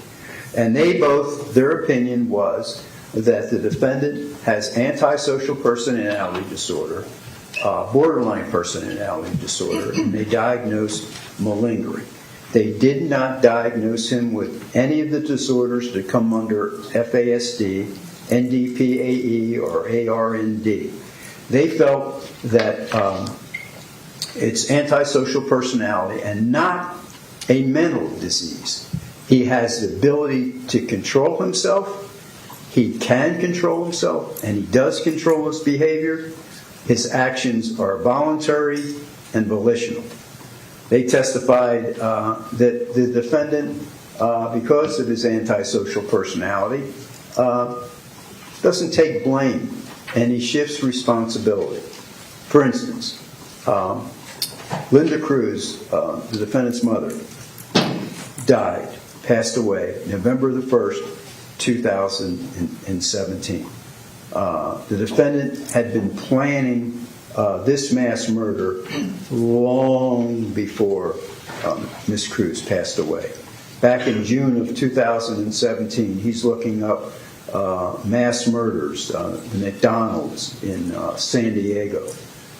So one of the things, an example they were saying of him shifting blame was, if my mother didn't die, I wouldn't have done this. Yet, he writes on YouTube, on August 11, 2017, I punched my mom, dumb bitch, I say. And as I said, long before his mother passed away, he was planning to be a mass murderer. I would have not done this if someone loved me. I would have not done this if someone hugged me. And I would have not shot 2 of the girls and 1 of the campus monitors if they didn't give me a nasty look. There's a real shift for you. There is no brain damage. There is damage to his personality and to his character. And hate is not a mental disorder. And Dr. Denny and Dr. Scott testified that hate is part of antisocial personality. So let's look at hate here. There was a swastika on the defendant's boot. when he was arrested. Remember at one time he said to somebody he didn't know what it meant, what a swastika meant? So on his backpack it says, F ends and a swastika. You don't think he knew what it meant? He had a swastika on his boot, and you can take back with you his comments and what his search is for. He was searching for, remember, a Nazi flag. He wishes the Nazis won the war. You mean to tell me he doesn't know what a swastika means? There's a swastika on both sides of the magazine in the his rifle that he left on the third floor landing, the 5.56 M&P 15 Smith & Wesson AR-15 style rifle. And like I said, on the backpack. And then you look at the hateful racial comments he's made on YouTube, his hatred of women, his animal abuse, and his search for child pornography. And I'm not going to go over it. It's in evidence. You can look for his searches for little girl pornography. And then also examine what was found in his jail on May 8th of 2022, where the deputy found the 666 on the wall. All his drawings about encouraging and describing future mass murders. Dr. Denny, Dr. Scott said all that is antisocial personality. He can control it. It's not a mental disease. Then they gave examples of, they felt he was malingering. And I think a perfect example, and you heard it, I think Mr. Marcus played the audio tape of the defendant when he was firing on the first floor of the 1200 building, how rapidly he fired his gun. And you talk about finger tapping. So I think, and they said that was a good example of malingering, that finger tapping test. Another example is that he has a manipulative personality, not only with Scarlett Lewis. Remember, he goes back into jail after saying they love each other and they want to stop mass murders, and he's describing future mass murders and how to do it, how much it's going to cost, and how to kill people. He can control that. And Carrie Ann, I mentioned it before, she was his 8th grade middle school teacher. And what did she say? That it was all about him. What he wants and when he wants it, it's all about him. He can control himself. And he certainly controlled himself, she said, when Mr. Lindsay, the assistant principal, was in the room. We talk about, decisions, and you have to make a decision, on the aggravators and the mitigators. And the decision, you're looking for the right decision. And I submit to you that the right decision is a decision fortified by truth and justice. It takes into account the facts, the law, and the truth. It's the right decision for the right reason. And the right reason does not ignore the law or the justice that it brings. So, the defendant had a plan, and we discussed it. He carried it out. Tracer rounds, you all know my name. He wanted to be known. That was the goal of his plan, not just to kill at least 20 people, but when you see me on the news, you'll know who I am. Antisocial personality. Dr. Denny asked the defendant, and you saw the clip, anything else you want to tell me? Yeah. Why I did it on Valentine's Day. Why did you do it on Valentine's Day? I wanted to ruin it for others. Dr. Scott asked the defendant, why'd you stop shooting? Couldn't find anyone else to kill. Well, there's 17 individuals that were murdered. and you have to make 17 individual decisions. And I submit to you that the evidence and the testimony prove beyond any reasonable doubt the 7 aggravating factors. The 5 that are applicable to all 17 victims, and the 2 aggravating factors that were applicable just to Scott Beagle, Aaron Feiss, and Christopher Hickson. And those aggravating factors, remember, it's a weighing process, not a counting process. And prior convictions for capital offense knowingly cause great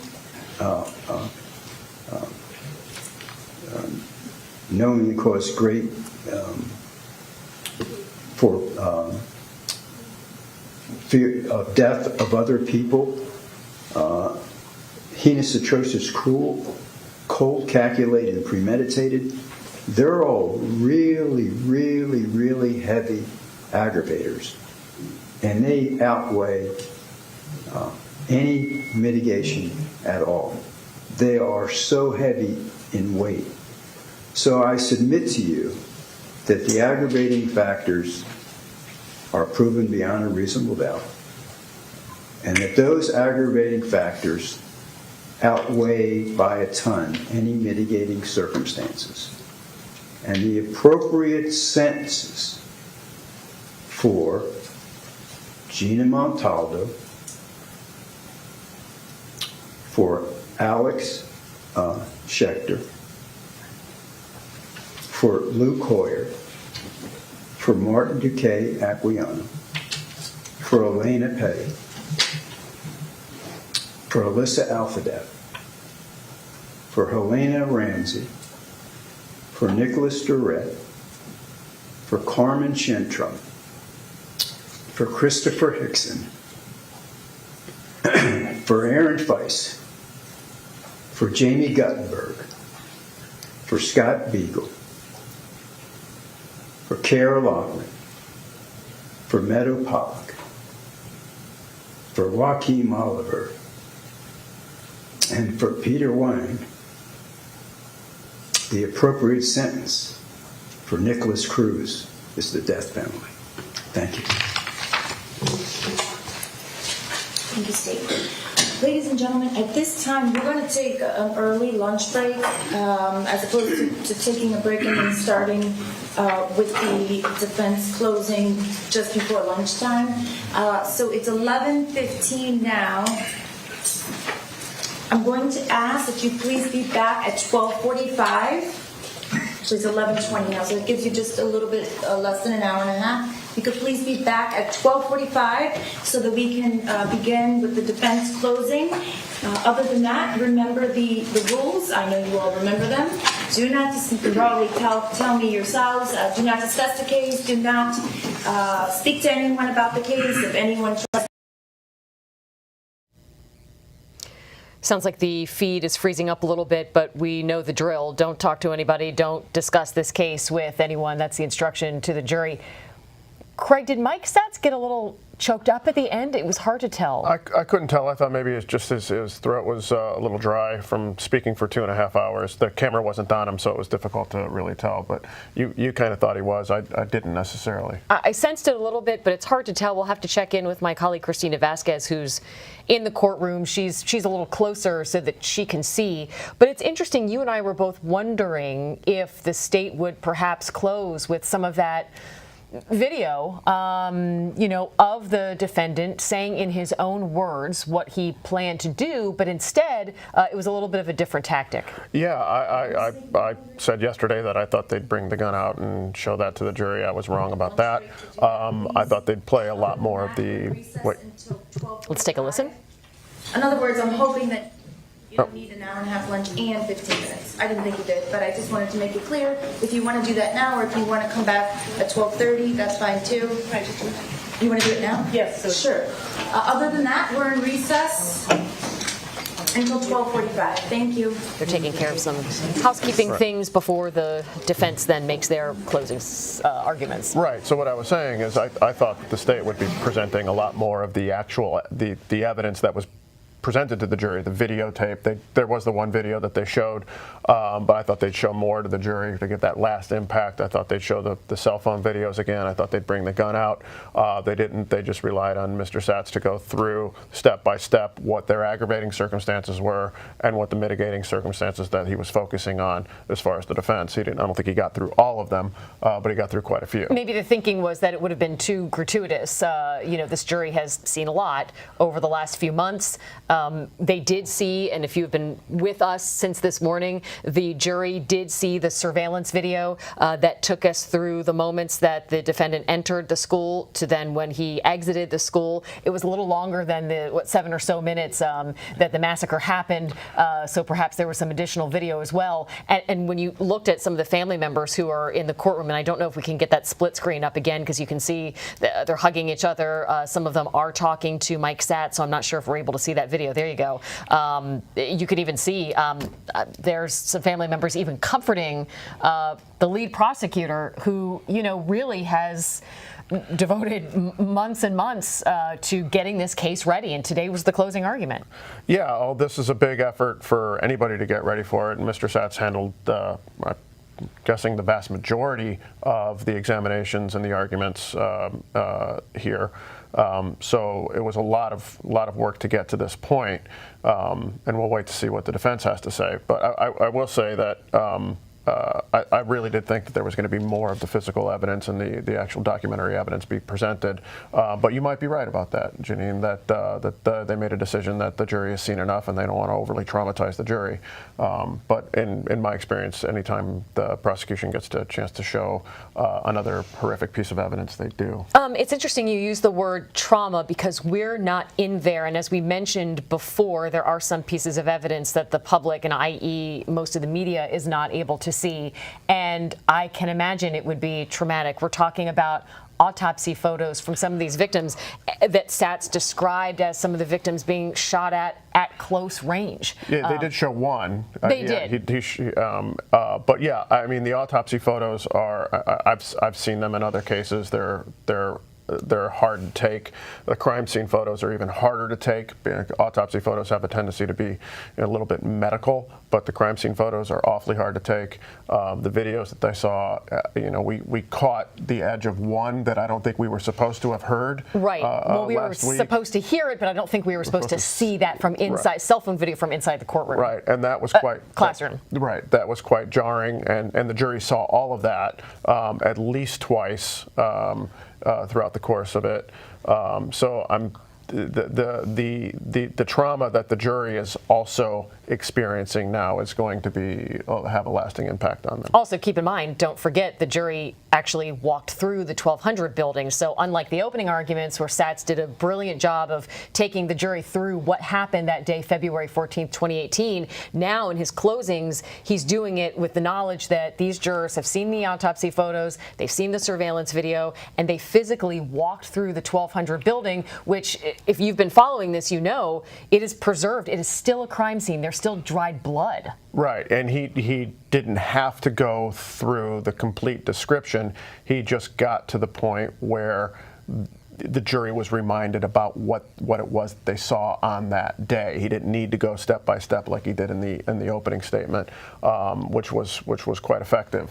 He's also refuting a whole bunch of things that the defense will likely then reiterate in their closings. The state saying that, the defendant actually didn't have brain damage. The personality disorder is not the same as a mental disorder. That, he did have executive function, that he knew what he was doing, that he was lying on some of his tests. I would imagine then the defense will refute that in their closings. Yeah, I said before the defense started their case in chief that it was going to be a battle of the experts, and it's played out that particular way.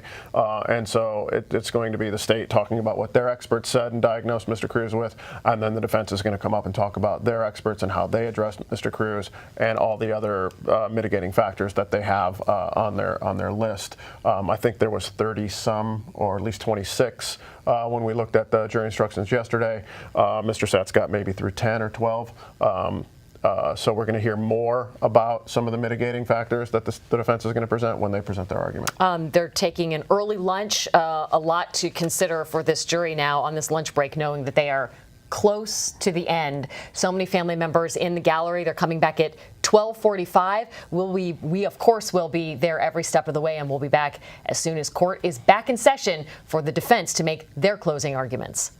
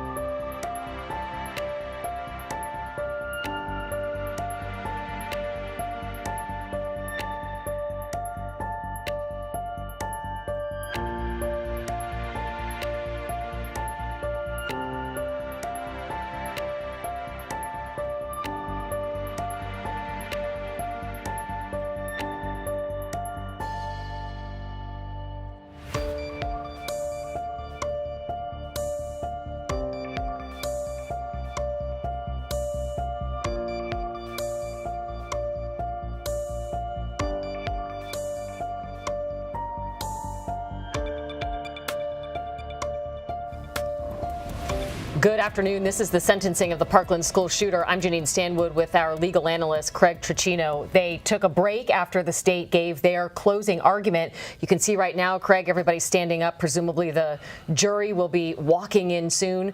You and I were thinking that maybe the state would be presenting, or not presenting, but showing more evidence, maybe showing the murder weapon in their closing, and they didn't. Yeah, they didn't, which was surprising to me. I thought for sure that they would, because it's a compelling piece of evidence, and there's other pieces of evidence that were equally compelling that they didn't show, but the jury's already seen. But everybody's sitting down, so I imagine the court's going to get right into closing argument for the defense. As we wait for audio to be potted up, audio yet in the courtroom? No audio yet, but we imagine there will be soon. That is Melissa McNeil. She is the lead for the defense team. My closing Let's listen. argument. I just want to touch on a couple things that Mr. Sachs said. For almost an hour of Mr. Sachs' opening statement, he talked about everything that Nikolas did on February 14, 2018. in detail. He walked you down the halls that you walked down, and he showed you the videos that he has shown you several times. And that day, Nikolas did exactly what he said he was going to do. And we have never said that he didn't do that. He has never said that he didn't do that.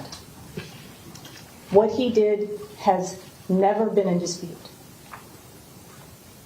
This phase of the trial, of the proceedings, is not about accountability. Because when Nikolas pled on October 20th, 2021, he was found accountable.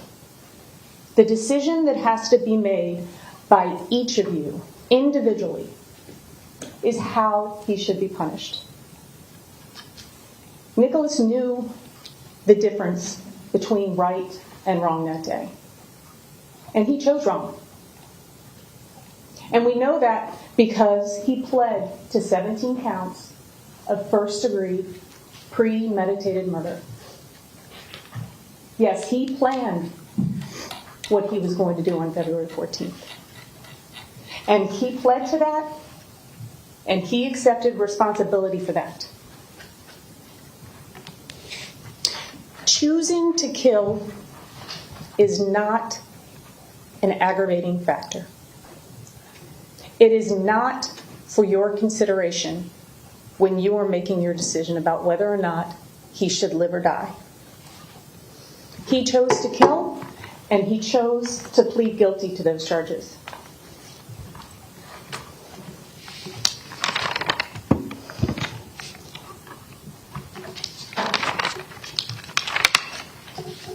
Mr. Sachs also spoke about the drug screens that Brenda took. And one that seems to be particularly important is the drug screen that was done from the meconium. And we call Dr. Scully, seems like forever ago, but she was the pharmacologist. That's the only thing that Dr. Scully does. And she reviewed all those records, and what did she tell us? She told us that she literally contacted the lab, went over the drug screen form, talked about the test that was actually administered, and what did the lab tell her? That it wasn't a sensitive test. The state also told you that Brenda passed every single drug test. Well, we know she passed the first drug test, which put her on notice that every time she went to the doctor, appointments that she scheduled, she would be drug tested. So what do we know? For 4 months, Brenda didn't go back to the doctor. She was off the grid. She was roaming the streets. She was selling her body. She was smoking crack. And she was drinking alcohol. And then eventually she gets placed on probation, so we know probation does some testing. We don't have any results from probation. Those records no longer exist. So we really don't know if she tested positive when she went to probation twice. Another important fact about that meconium that Mr. Sachs spoke about is that it was actually collected 22 hours after Nikolas was born. And we know from the testimony of Mrs. Scully, Dr. Scully, that if there's drugs or alcohol, it isn't necessarily evenly distributed throughout the fluid. Was she smoking crack? How long was she smoking crack? You get to make that decision. Who do you believe? But what we do know with 100% certainty is that not one of those tests that Brenda took ever tested for alcohol.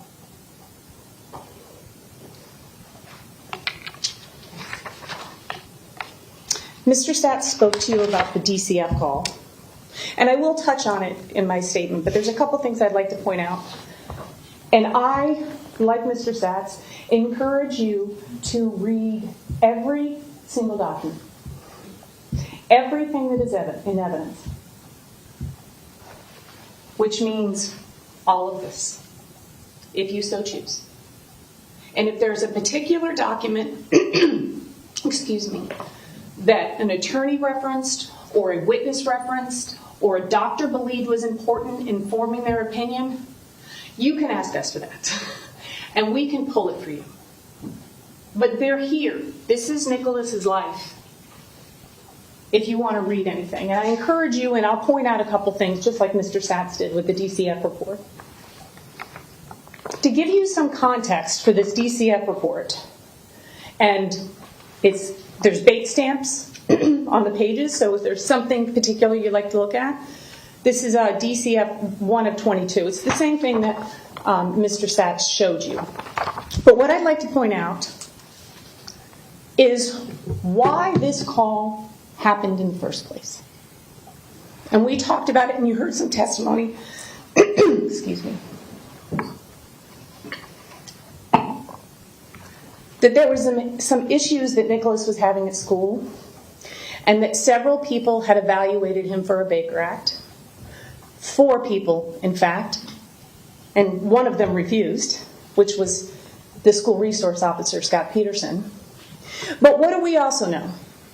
That school social worker, who licensed by the state of Florida,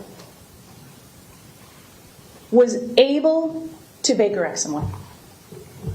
She had the license to do it. But the school district has a law or a rule or a policy that actually says the school social workers are not allowed to Baker Act the students. So the actual licensed professionals at a school, they're not allowed to do it.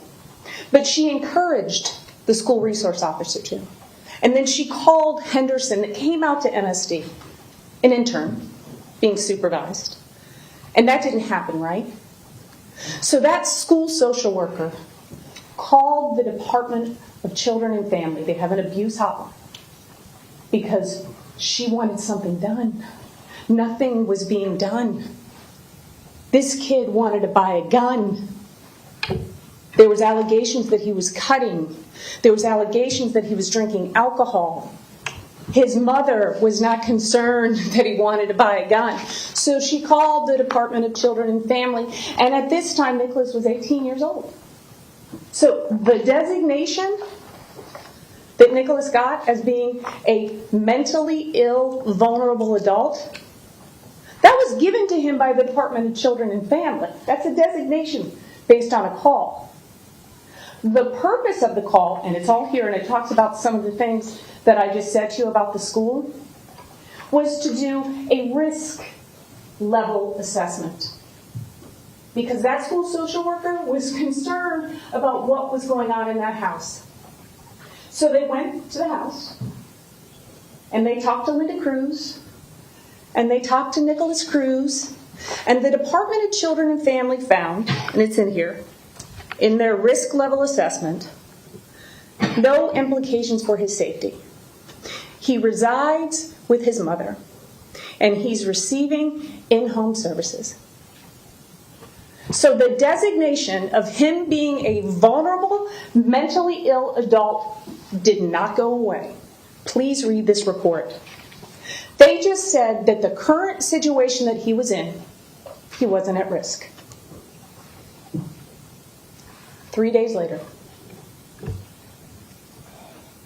3 days later. Nikolas Cruz did exactly what that school social worker was so terrified about.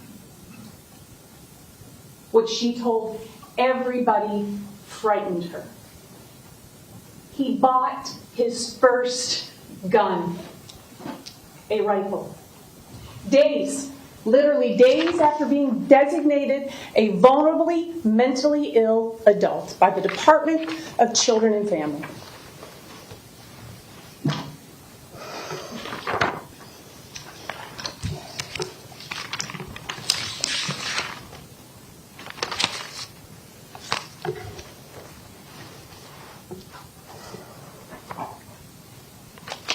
You know,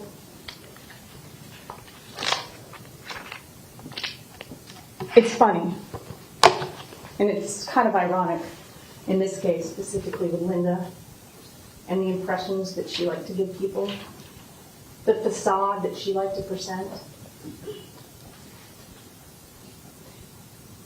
But living in a 4,500 square foot house in Parkland, this house, and this is already in evidence, doesn't mean that you have a good life.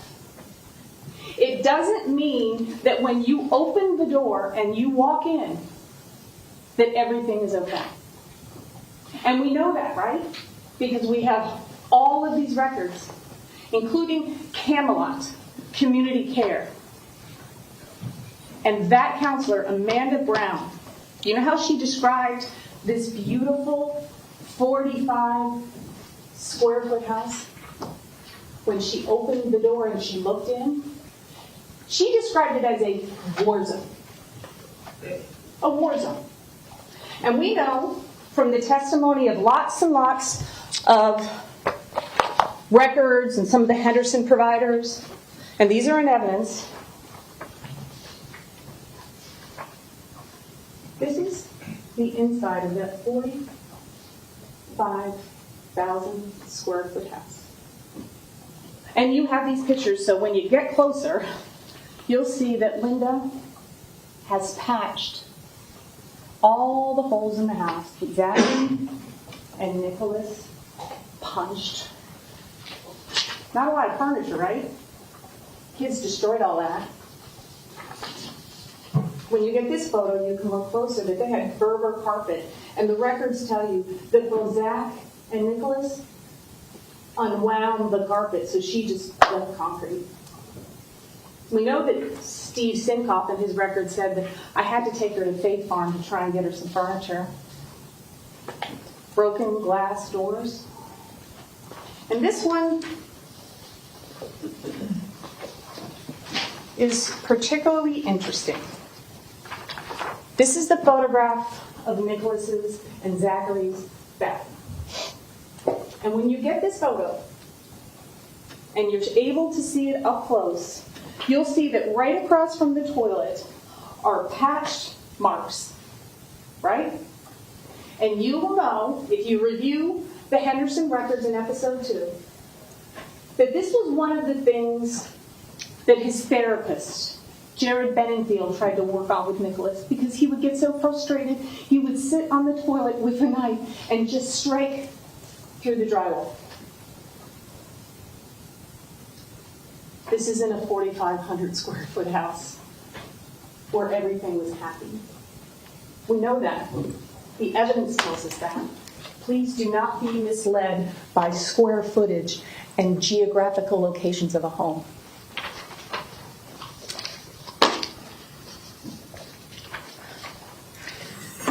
I want to tell you that I'm going to be up here a while.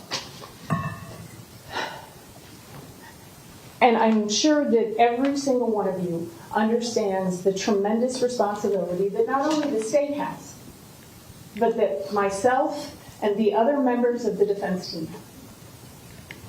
So if you need to stop to go to the bathroom, or if you're just tired of hearing my voice, and you wouldn't be the first one, just tell the judge.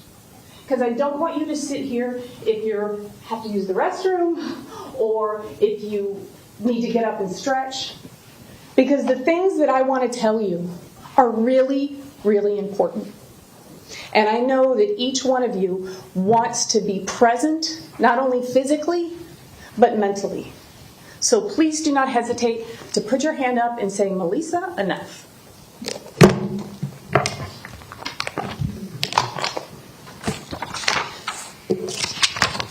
And I don't have my whole opening memorized.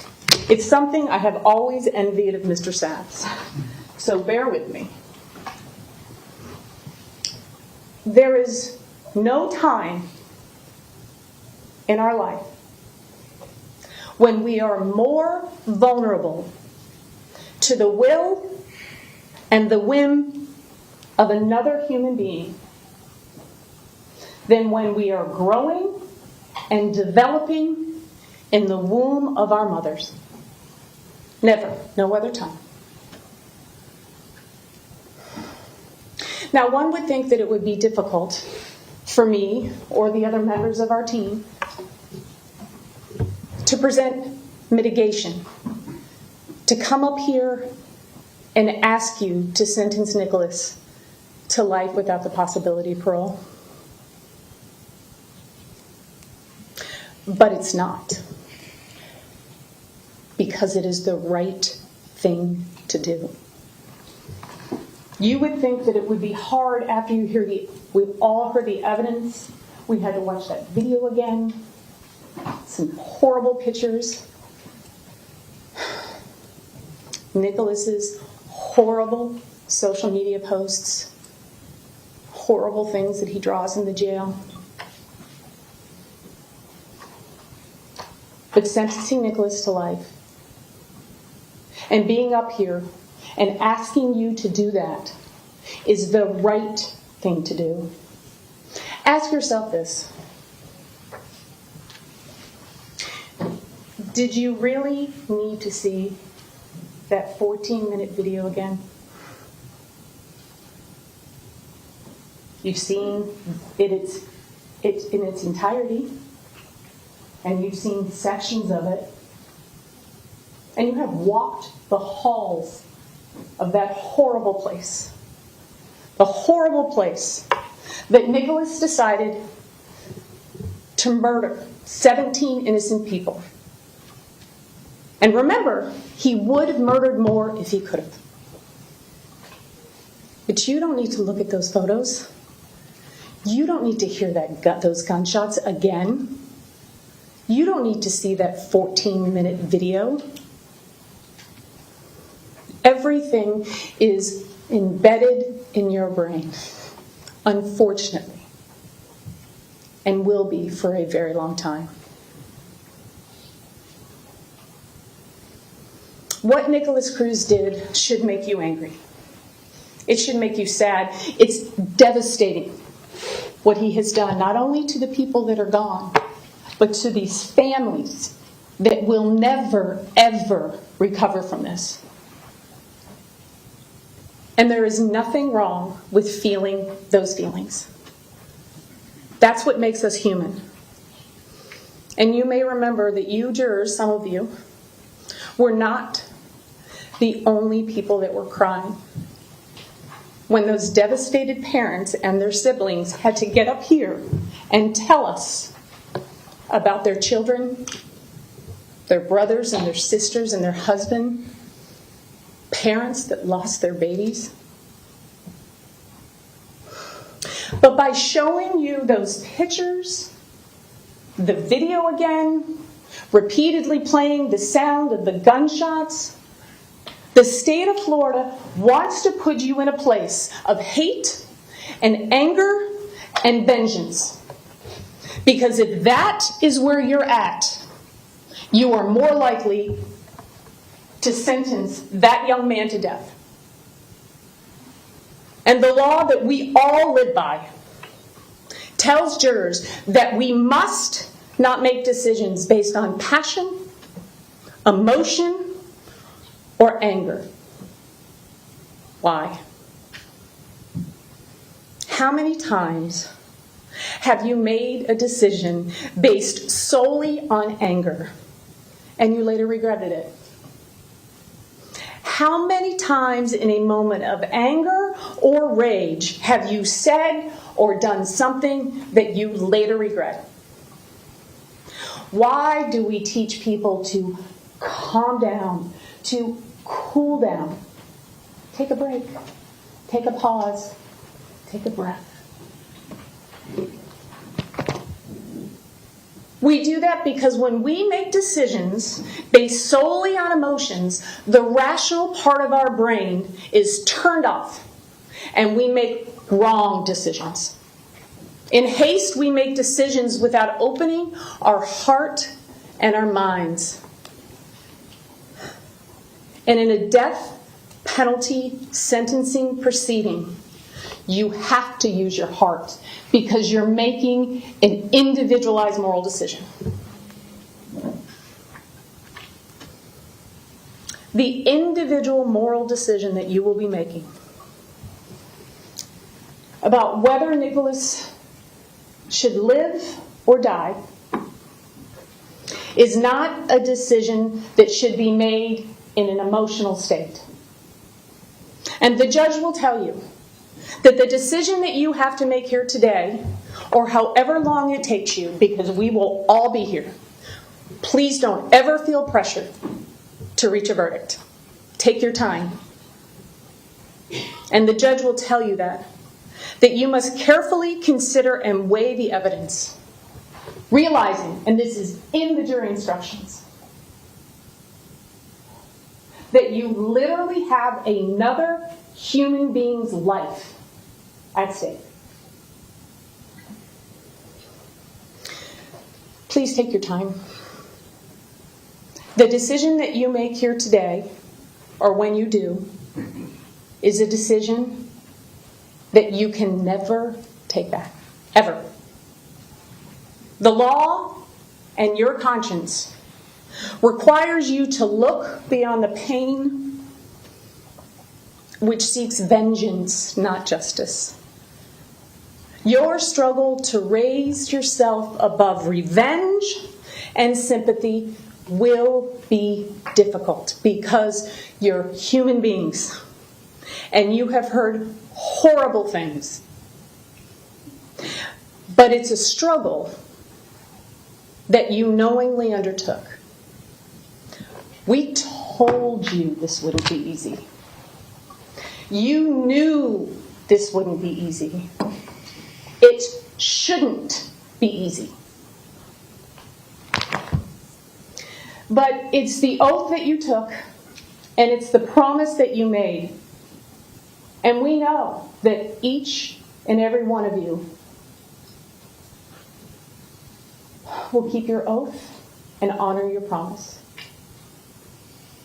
We are here because every single one of you during jury selection said that you believed life without the possibility of parole could be an appropriate sentence for someone that kills 17 people. If you weren't open to that, you would not be here. Our criminal justice system literally relies and depends on the independence and courage of jurors. The history of our legal system is filled with jurors that have made unpopular decisions. But those jurors performed their duty and demonstrated courage and bravery and independence. One vote for life means the death penalty will not be imposed. Your individual moral decision must not be based upon what you think that this community wants or what you think anybody else wants. This is your individual moral decision. No one else's. And when you wake up in the middle of the night and you don't have your fellow jurors and you wonder, did I make the right decision? Did I do the right thing? There will only be your heart, your moral compass, and what lies deep within your soul and who you are. There will be no one else there but yourself and your decision. You must choose courage over comfort. You must be willing to do what is uncomfortable. You must be brave enough to follow your heart. Because if you do, you will know that life is the appropriate verdict in this case. Not just based on the crime that was committed, but based on the person, the human being that committed it. Because that's what makes this proceeding different than any other proceeding in our criminal justice system. It's the only time that a jury makes a decision about whether or not another human being lives or dies. So you need to know, and that's what we have tried to do, is show you who Nikolas Cruz is, not just what he did.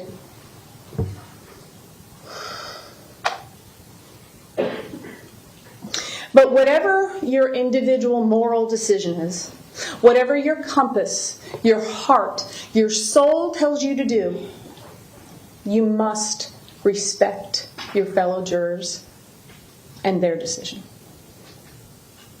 And I have no doubt that you will, because you all said that you would when we talked to you in jury selection.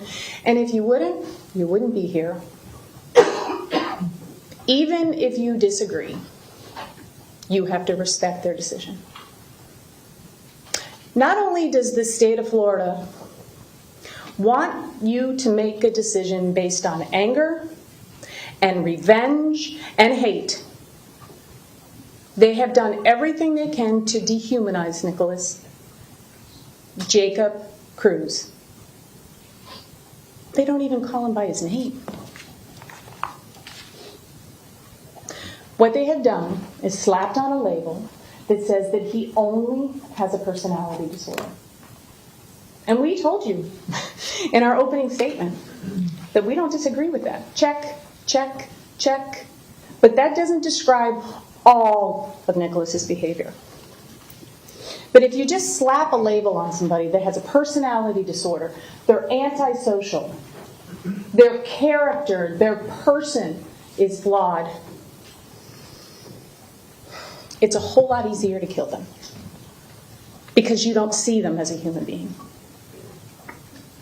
You're just reducing Nikolas to his worst act.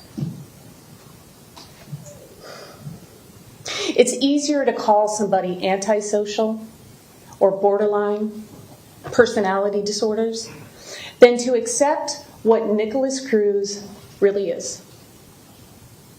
A broken, brain-damaged, mentally ill young man. And if we say that Nikolas is only bipolar, but if we recognize what he really is, that damaged, brain-damaged, broken, mentally ill person, it becomes a human issue. And every human life has value. We are not saying that Nikolas doesn't have a personality disorder. We never have. What we are saying is that he also has FASD. He has both. And that is what the evidence has supported. You are about to make one of the most important decisions that you may ever make in your entire life. And you will never be able to change that decision. You will never be able to change your mind. And you will have to live with your decision for the rest of your life. And you are never, ever required to vote for death. You can base your decision, your vote for life, on anything, just like Mr. Satt said. And you don't have to explain it, you don't have to justify it, and you don't have to defend it. Because it's your individual moral decision. And at some point, we have to realize that brain damaged and mentally ill people are not going anywhere. And that we cannot ignore them or disregard them. At some point, we have to realize that there are women who will continue to abuse alcohol, do drugs, live a risky lifestyle while they are pregnant. do not get proper prenatal care, and that they damage their babies that are growing in their belly. And they damage the brain of the baby that is growing in their belly. There will be more Nikolas Cruzes, because there will be more women that drink alcohol when they're pregnant, that poison their baby. But like Dr. Jones told us, we must remove the stigma that is associated with this disorder. We must get those kids the proper diagnosis, the number one thing he said that they need. And we must give those kids the services that they deserve, for them and for all of us.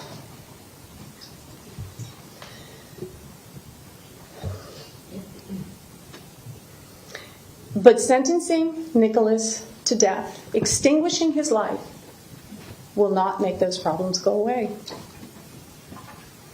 Sentencing Nikolas to death will change absolutely nothing. It will not bring back those 17 innocent victims that he viciously murdered. It won't.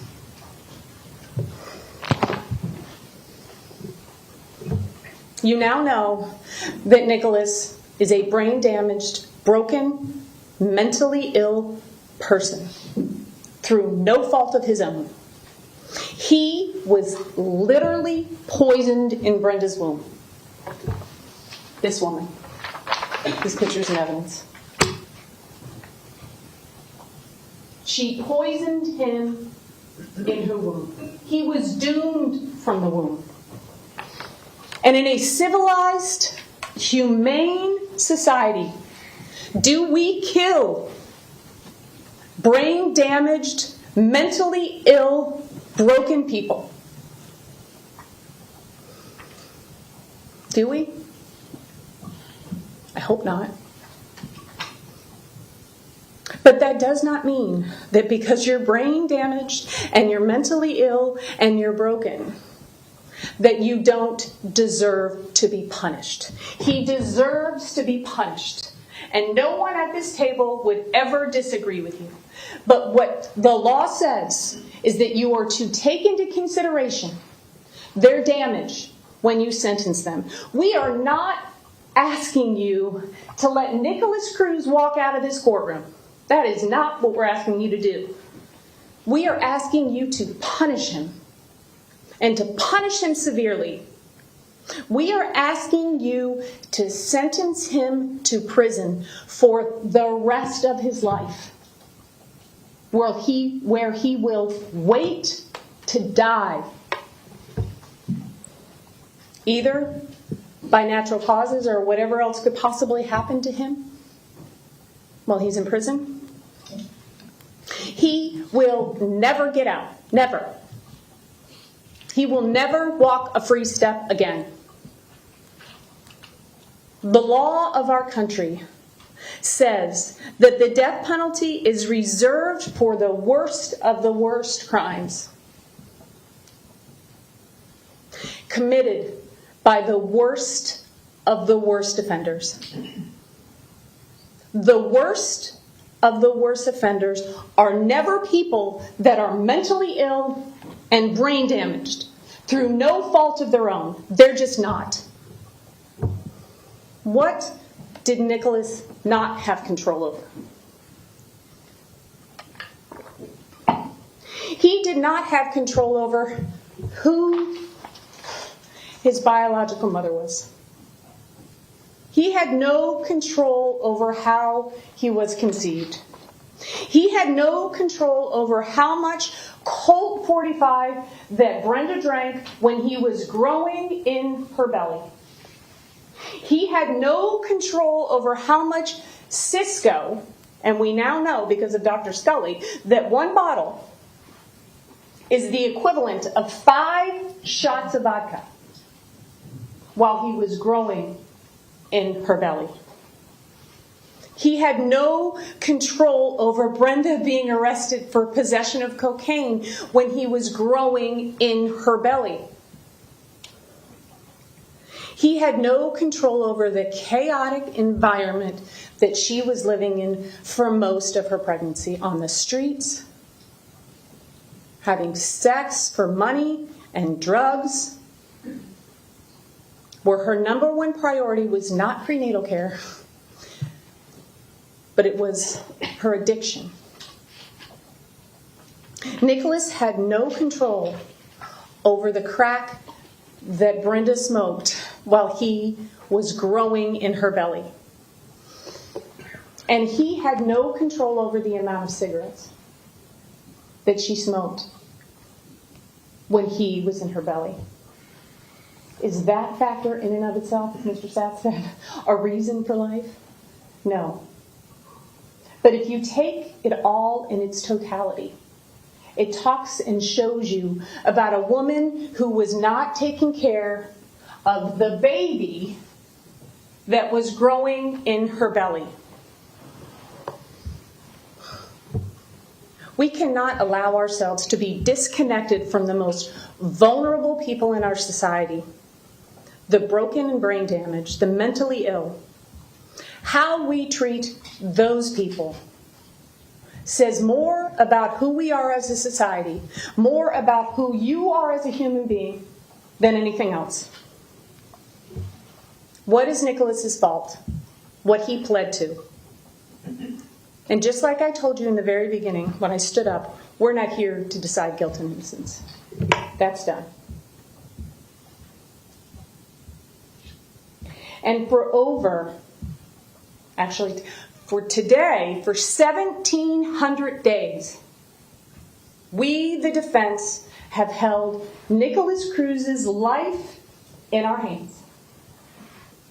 And we have done everything that we could possibly do to uncover and to examine and to tell you Nikolas's life story and the lives of those that shaped his.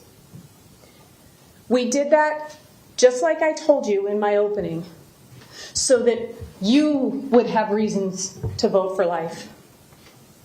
And while we, the defense, were literally spending every waking moment examining every aspect of Nikolas's life and the lives of the people that shaped him, the state of Florida was spending the same amount of time trying to do everything that they could to show you and to prove to you that executing Nikolas is the only way that justice can be served in this case. And they could not be more wrong. To take a life when a life has been lost is revenge, not justice. That's what Desmond Tutu told us. We can have sadness, heartbreak, without hate. We can have fear, because fear and anger makes us vindictive. It makes us unjust. It makes us unfair. And vengeance has no place in a civilized society. Punishment without understanding is not justice. We can give mercy to the very people that deserve it the least. Mercy is not earned. It's not deserved. It is something that is bestowed upon someone. And you give it because it's the right thing to do. Mercy is what makes us civilized. Mercy is what puts an end to violence. Giving mercy to Nikolas will say more about who you are than it will ever say about him. Holding the weight of another person's life in your hand is a tremendous responsibility. I know that. We know that. And upon conclusion of my closing argument, I will pass you that weight. the weight of Nikolas Cruz's life. For the time has now come where you must make a decision, your own individual moral decision about whether Nikolas Cruz should live or die. And you are never, and I say it so many times, I cannot say it enough, you are never required to vote for death. And to make that decision, you must get close. You have to look into the soul of another person, look at their entire life, not just what they did, but who they are in order to make that decision. And that's what each of you promised that you would do. Every one of you said that you could look past Nikolas's crime and punish the person, not the crime. You said that you wanted to and that you needed to know everything. Not just parts of things, not just clips of things, not just a page of a document, but everything in order to make that decision.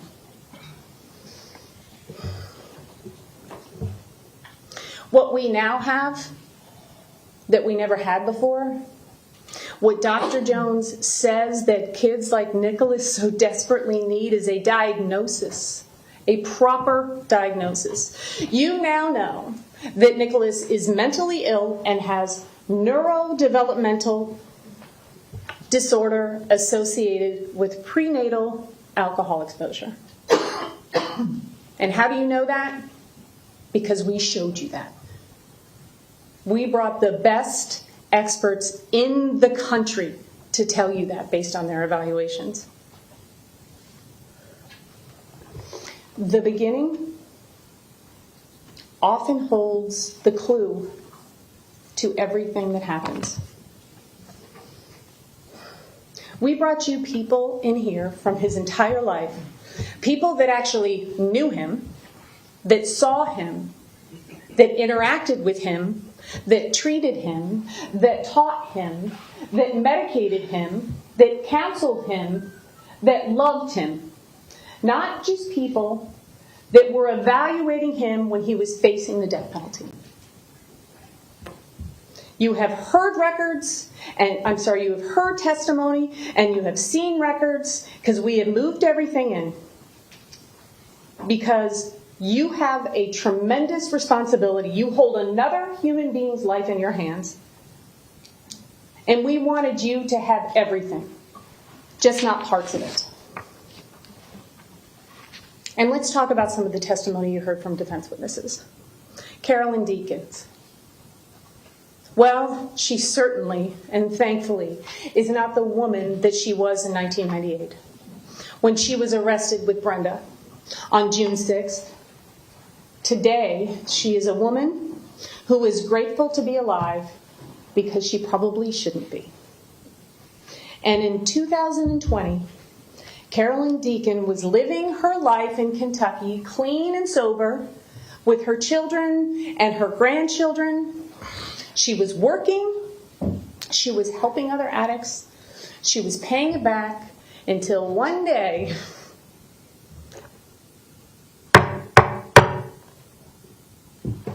Miss O'Shea and I knocked on her door.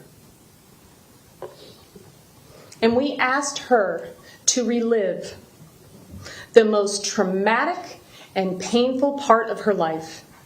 A part that most of her family didn't even know about. Most of her friends didn't know about, but she had never even heard Nikolas Cruz's name before, and she certainly hadn't heard Brenda Woodard's in 22 years.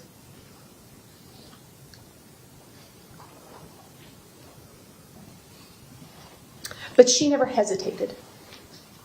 Not for 1 second. You get to determine and weigh the credibility of witnesses. And the judge will tell you that one way that you can do that, to determine if you believe what people are saying to you, is whether the evidence is supported by other evidence or by other testimony. Carolyn Deacon is a woman who, for the first time in 24 years, after vowing never to step foot in Broward County again, because it was too painful, there were too many memories, came in here and testified not only before you, but the entire world about how she was a crack-addicted prostitute.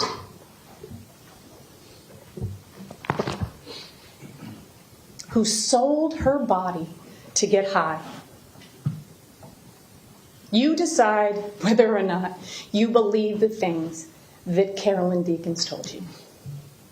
And whether or not she's resentful towards Brenda Woodard. Do you know why she came in here and testified? Because everything she said is the truth. And because it was the right thing to do. And in my opening statement, I told you what I believed the evidence would show you. But now we know what the evidence showed you. That Carolyn and Brenda were homeless, drug-addicted alcoholics who walked the streets of US 1. And although, and Carolyn did tell us this. She told us what they smoked, how much they smoked, what they drank, how much they drank. They filled up those big gulp cups. All the prostitutes did. Remember her telling us that? And although they may not have hung out every day from March until the date of their arrest, we know from Carolyn's testimony that they had the same job and that they worked the same streets. And Miss Deacon actually told you that she would see Brenda on the streets and they would go behind a building and they would do a hit of crack and they would slam a couple beers and then they would go back to work. And as we get closer to the time of that arrest, they were together every single day. And how do we know that? Because the Cruzes were paying for the efficiency that Brenda was living in on that dirty mattress they had pulled inside.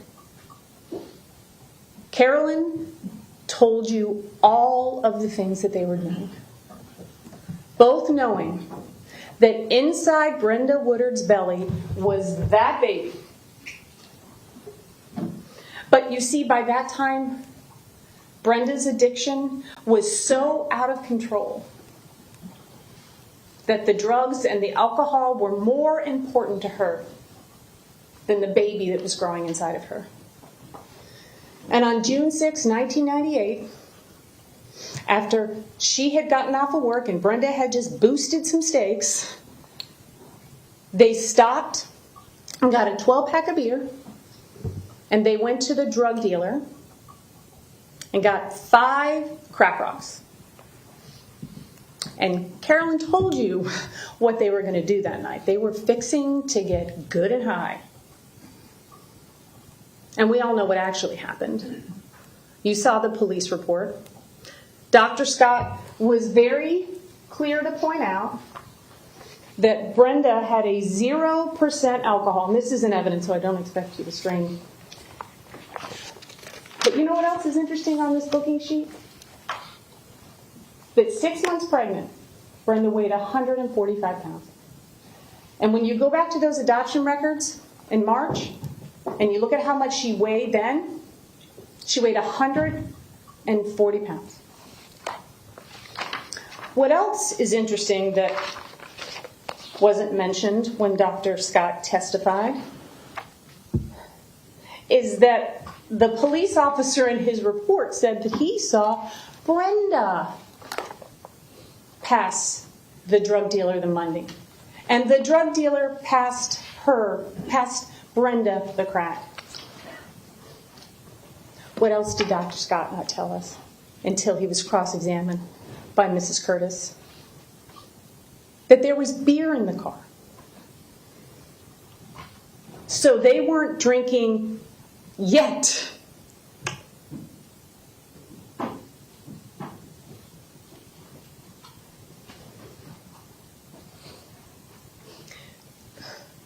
Dr. Scott and the state of Florida actually wants you to believe that these two women who had just purchased 5 crack rocks and a 12-pack of beer were not getting ready to party. And another thing that Dr. Scott didn't tell you on direct examination, because it would be inconsistent with his concern about the amount of alcohol that Brenda drank. 5.5 weeks, maybe 3 beers. But on cross-examination, Mrs. Curtis, hold on, showed him adoption record, page 640, that in July, when the social worker was doing the adoption report, she states that she did drink beer during the first 3 months of her pregnancy. Brenda smokes 1 pack of cigarettes daily. You get to decide and evaluate the credibility of all of the witnesses. Not just by what they told you, but about what they didn't tell you. I also want you to know something. We've all been here for a really long time. I don't remember what every single witness said. I'm sure not anybody else does. And I'm probably going to get in a lot of trouble for this.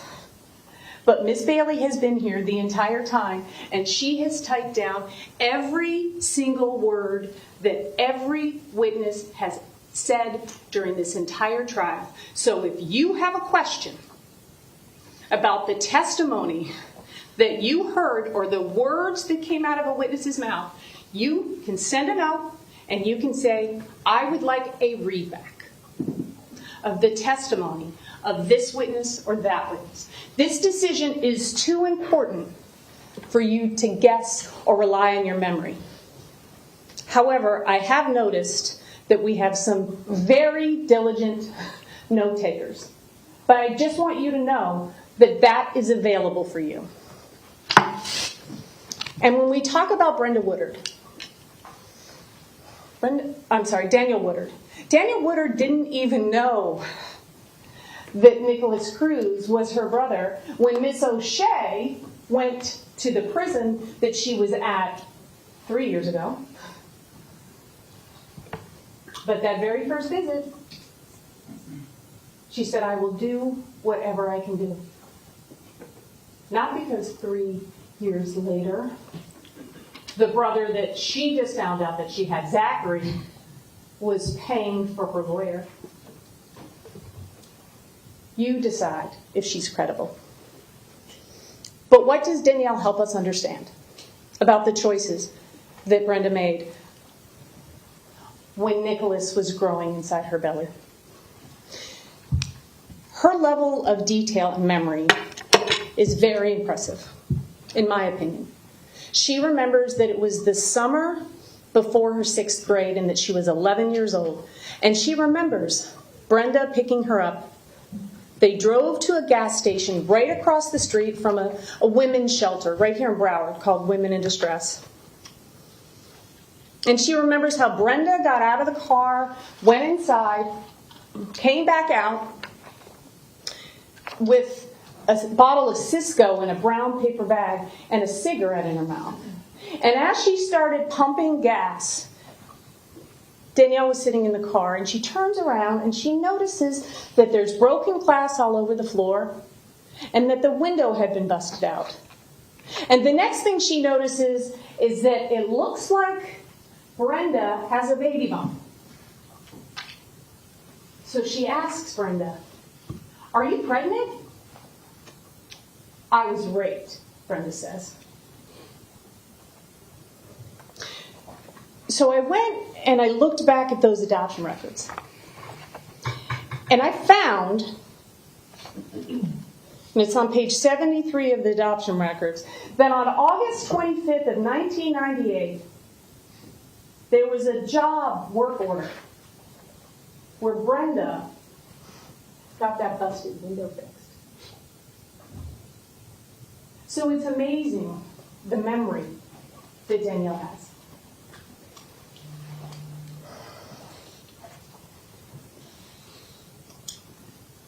That's what trauma does. It makes some things impossible to remember or forget. And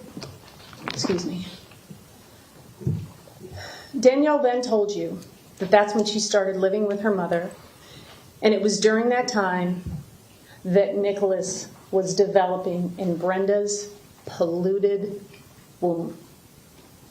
Those were Danielle's words.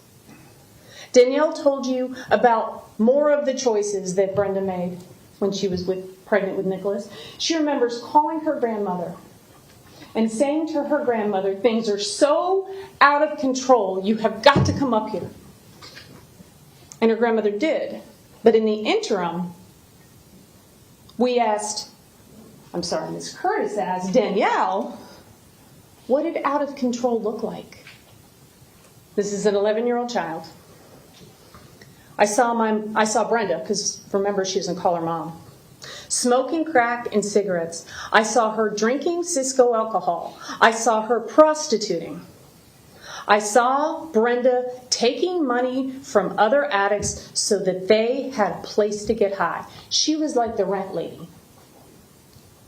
Danielle eventually ran away from Brenda, and she ended up in foster care, and eventually she got involved in the criminal justice system. And you know that because despite how embarrassing it must have been for her to come in here in a jail uniform and shackles, she did it because it's the truth and it was the right thing to do. And the state wants you to question when Danielle was actually with her mother. But the records tell you exactly when she was. I showed you the work form, so we know August. But we also have that same adoption report that was written in July, and it's in evidence, that the social worker did this evaluation, and she said, Brenda discussed that she has a daughter, Danielle, age 11, who has resided most of her life with Brenda's mother. But Danielle was present during the interview. So we now know that Danielle was with her mother in July and August. So when you are weighing her credibility, please take those things into consideration.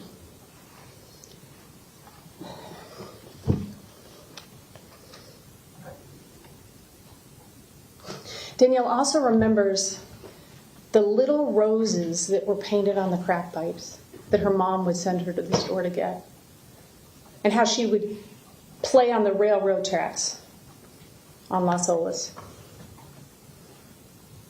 Danielle believed with all of her heart that Nikolas was going to get all the things she didn't get. She even asked to go live with Linda. But her brother, Nikolas Cruz, never recovered from the drugs and the alcohol that Brenda put in her polluted womb. You heard a lot about Nikolas's early life. And we know how happy Linda and Roger were to have a baby. It's something that Linda had always wanted. And we know that from Trish and Finney, that from very early on, Nikolas was not like other children. He was delayed socially, emotionally, verbally, cognitively, physically. He struggled in virtually every area. And we know that Trish and Finney had already raised some children. And the tantrums that Nikolas had were so intense and continued when most children stopped having them. And he wet his bed long after most children stopped wetting their bed. And that he had obsessions from the very early age with food, and he had unusual fears. He couldn't be away from Linda. This is when he's 2 years old. And Steven Schuessler, I don't think anybody can forget him, This is a man who lived across the street from the Cruzes from 2009 to 2015, from the time that Nikolas was 10 to 15 years old. And he told you that from the moment he set his eyes on Nikolas, he could tell that there was something not right with him. And he was introduced by the neighbor to Nikolas, and she said, "He's the weird one. He looked strange, he acted strange, he didn't make eye contact, he didn't speak much. He was the outcast of the neighborhood." And both Trish and Stephen told you the other kids didn't want to play with him.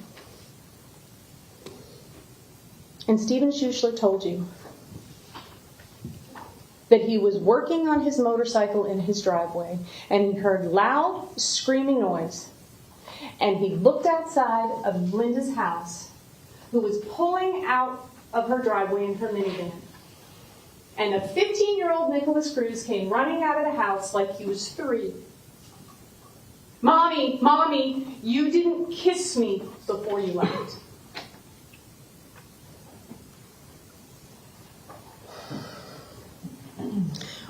Why did Trish and Finney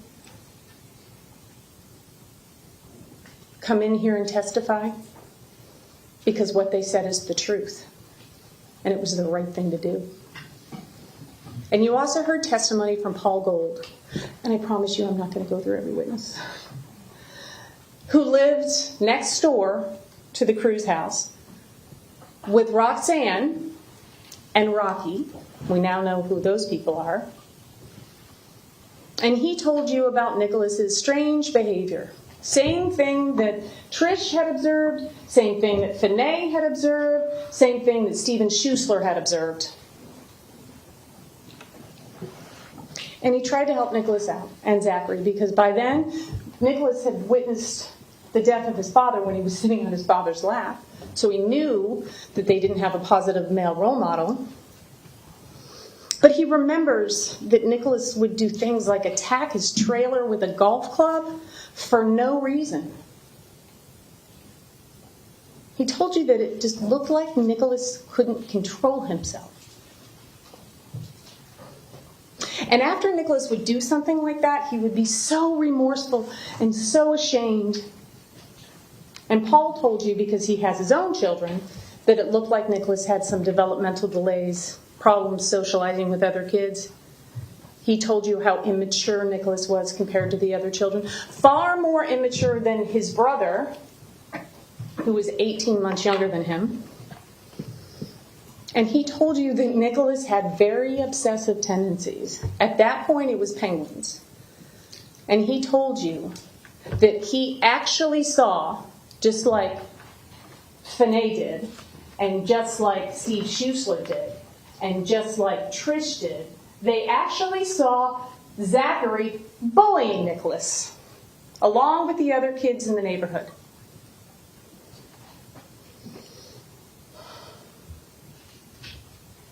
He also told you that the reason why Nikolas killed toads in the neighborhood, the big, huge, poisonous toads, is because those toads killed his dog. I'm not saying it's right, but there's an explanation. And what did Paul tell you about Linda's drinking? We've never called her an alcoholic, but he did tell you that as time went on, she started drinking more in that house that's been described as a war zone. Why did he come in here and tell you that? Because it's the truth, and because it's the right thing to do. And what did Stephen Schuessler also tell us? And I can't believe I almost forgot to say this. But he said that boy didn't go bad. He was never right. The state of Florida tried to discredit Paul Gold, saying that he was trying to benefit from the murder of 17 people, trying to convince Nikolas to do something to make some money, but that's not true. What Paul did tell you is that after Nikolas did what he did, he started donating money to organizations, $17,000 at a time. And one organization that he picked was an organization to help young girls and women that were being sex trafficked. But what did you hear? You heard clips of a phone call. Not the whole phone call. Clips of the phone call. Wouldn't you have liked to have heard all of that conversation? To put it in context? We know Trish and Linda went back and forth about the help that she said Nikolas needed. But we know eventually, upon Roger's insistence, they took Nikolas to his first psychiatrist when he was 3.5 years old, Dr. Musil. And his records are here. And you can tell in his psychiatric evaluation that in that evaluation, there's a notation that says birth mother, drugs, and alcohol. So even then, it was on somebody's radar. And he gave recommendations to Linda. He told Linda to come back. But Linda never went back. But there came a time when somebody else got involved, that got the ball rolling, and that was Ann Fisher. That was the woman that testified from Early Minds Learning Center. And she said that she knew right away that there was something not right with Nikolas, and that he needed to be somewhere else, that he needed more support, and that he needed more services. And this was a conversation that we know from the evidence that many people had throughout his life. And she contacted ChildNet and got the ball rolling for Nikolas to get involved in services. And you can rely on your own memory about the things that Ann Fisher told you about Nikolas as a child. He was removed from that preschool. Well, actually, he got kicked out, remember? And he began his special education. And he had an IEP, an individual education plan, at the earliest age possible for a child to have one, 3.5.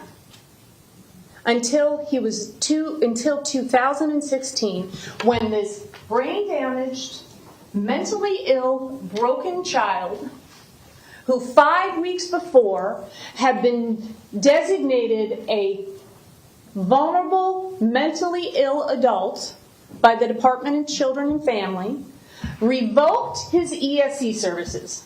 Now, you have to remember that his mother, Linda, had been very involved, just like Mr. Satz said, in all of Nikolas's services. She wasn't even invited to the meeting. So Nikolas made that decision. And in the school records, SR 1618, and you'll pull it, is a typed note, not with Marjorie Stoneman Douglas letterhead, not the document that's supposed to be filled out from the Department of Education when someone revokes their ESC services, but a typewritten note. And to this day, we have no idea who typed it. And Nikolas's notes, his name, he scribbled. When Nikolas got rid of his services, he didn't stop needing them. He didn't stop being brain damaged or learning impaired. He didn't stop having a receptive and expressive language disorder. He didn't stop having a mental illness. But all of those services stopped. And one other very important thing also stopped, his medication. And we know from the testimony that you heard and the records that you have seen and that you can see that Nikolas has consistently struggled academically through his entire life. His entire life. And there is not one single teacher or educational provider that the state of Florida could have brought in here to tell you anything different. Not one. And on May 10th, 2004, before Nikolas was designated to go into the cluster at Coral Springs Elementary, he had an evaluation by a school psychologist. And you can read that evaluation. But what I want to tell you that's probably the most important thing that Dr. Hoppe did in that evaluation is she recommended that this 5-year-old child get a psychiatric evaluation so that he could be properly diagnosed, they could properly determine the services that he needed in school, the interventions that he needed in school, what instructional programs, services, and accommodations would help Nikolas. Dr. Hoppe was doing her job. But you know what? The Broward School District was not. Because this specific psychiatric evaluation that this school psychologist recommended, that she believed that Nikolas Cruz needed, never happened. And we know that he saw Dr. Karp, that he saw Dr. Negan. They're psychiatrists, but they were not providing the psychiatric evaluation that Dr. Hoppe recommended. So you have to wonder if things would have been different for Nikolas if he had started getting the services that everyone knew that he needed when he was in elementary school. Because you know what school offers those types of services for a child that's in kindergarten? Cross Creek. But he didn't get those services then, because he never got that psychiatric evaluation. Let's talk a little bit about that upward trajectory that Dr. Scott referred to, that he wants you to believe is proof that Nikolas does not have FASD, that he just has a personality disorder. Dr. Scott told you about Nikolas's experience at Coral Springs Elementary. And he agreed, I think everybody agrees, that the best environment for Nikolas was a highly structured one with specialized instruction, specialized trained teachers, one-on-one. Probably why he did so well when he was with his psychologists for treatment, or Dr. Scott and Dr. Denny, because he was getting that type of interaction.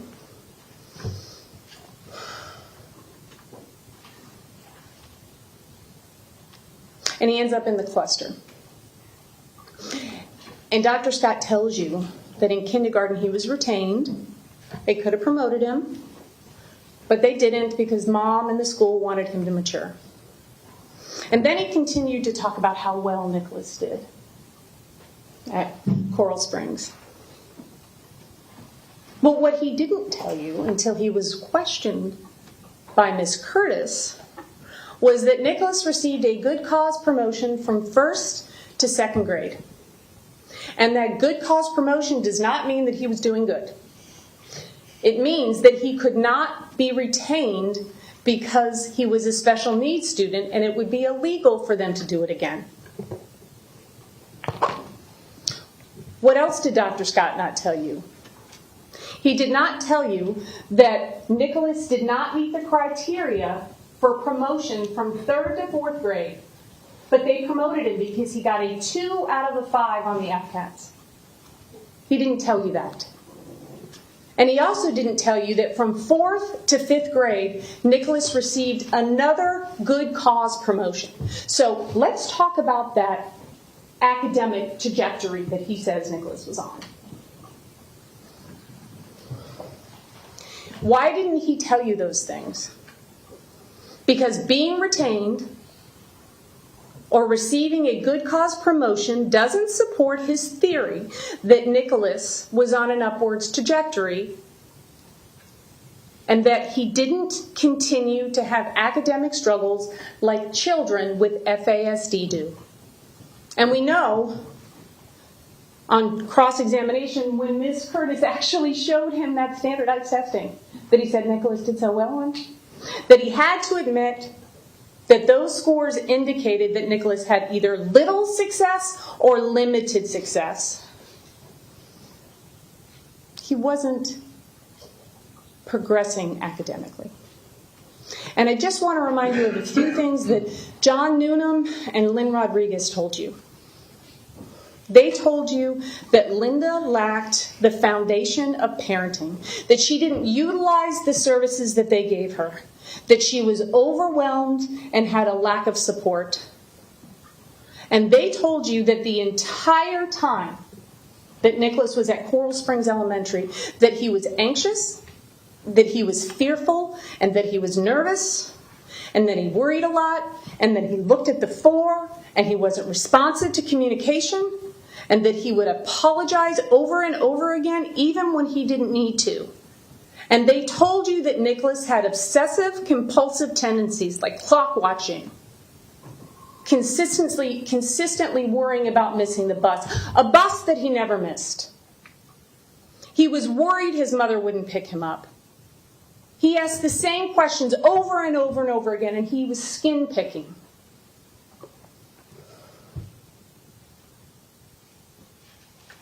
But Dr. Scott, who says he read all of the same records, didn't tell you that. Because if he did, then he also wouldn't be able to say that Nikolas was just anxious in 3rd grade. So he doesn't have FASD. Dr. Scott and Dr. Denny didn't even want to talk to Nikolas about the fact that he watched his father die or his mother die. And we now know that Nikolas was sexually abused, but traumatic life experiences were not even included in their evaluation. Not even a consideration. But Dr. Denny, on cross-examination, did admit when Mr. Secor asked him that those events were traumatic and that they would have an impact on a child. Every provider at Coral Springs Elementary believed that Nikolas's bad behavior was the result of his emotional and behavioral disability. And the state of Florida could not bring in one witness that told you otherwise. And when Nikolas left Coral Springs Elementary and went to West Glades, he still had the same designation. He still had the same eligibility. But what changed? He was no longer in the cluster. He was no longer receiving special education special instruction, that one-on-one he was getting, because they don't do that in middle school.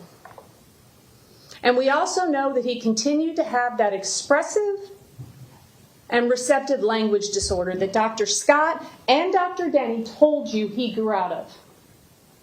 How do we know that he still had that? Because we brought in Dr. Shamika Stanford. She is the leading forensic expert on speech and language pathology, and it's the only thing she does. She specializes in it. And what did she tell you? Rely on your memory about the impact that a receptive and expressive language disorder has on a child. But what she also told you, that it's a disorder that never goes away. But that's not consistent with a child that just has a personality disorder. But it is consistent with FASD. And why didn't the state of Florida bring in their own expert in speech and language pathology to tell you that Nikolas outgrew that disorder? Because there is no expert that would come in here and testify to that.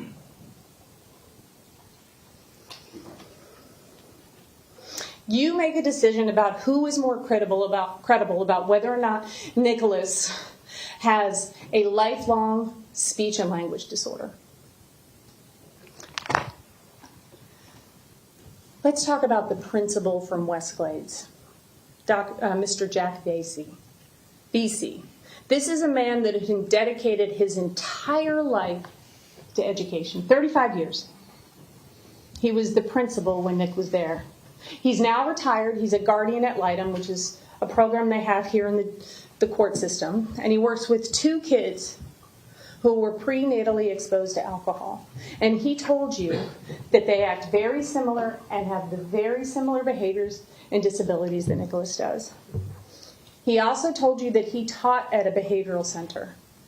And that's where kids go when their behavior is not a manifestation of their mental illness. That is not where Nikolas went. He went to Cross Creek, which is where children go whose behavior is a manifestation of their mental illness.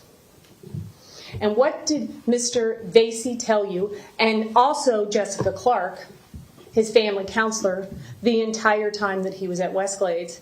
They both told you that from the very beginning, and you can look at Jessica Clark's progress notes, September of his 6th grade year, September, we start school in August, that he struggled academically.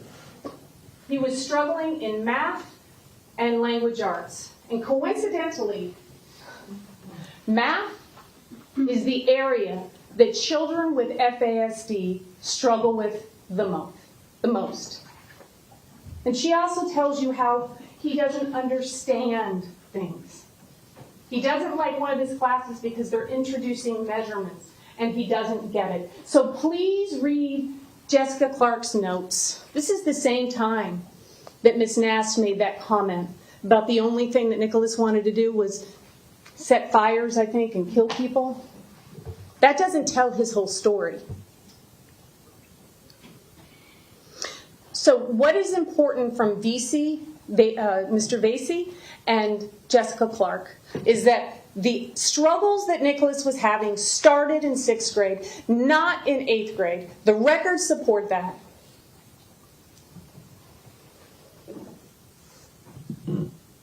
And what else did Jack Vasey tell you? That Westglades could not provide the services that Nikolas needed. They had 1,300 students and they could not do it. And that Nikolas belonged at Cross Creek. And I think all of you can remember the type of therapeutic educational environment Cross Creek is. And he said that he did not believe that Nikolas should have ever gone to MSD. Because if he couldn't handle it with 1,300 students without a therapeutic environment, then there is no way he could handle it with 3,300 students.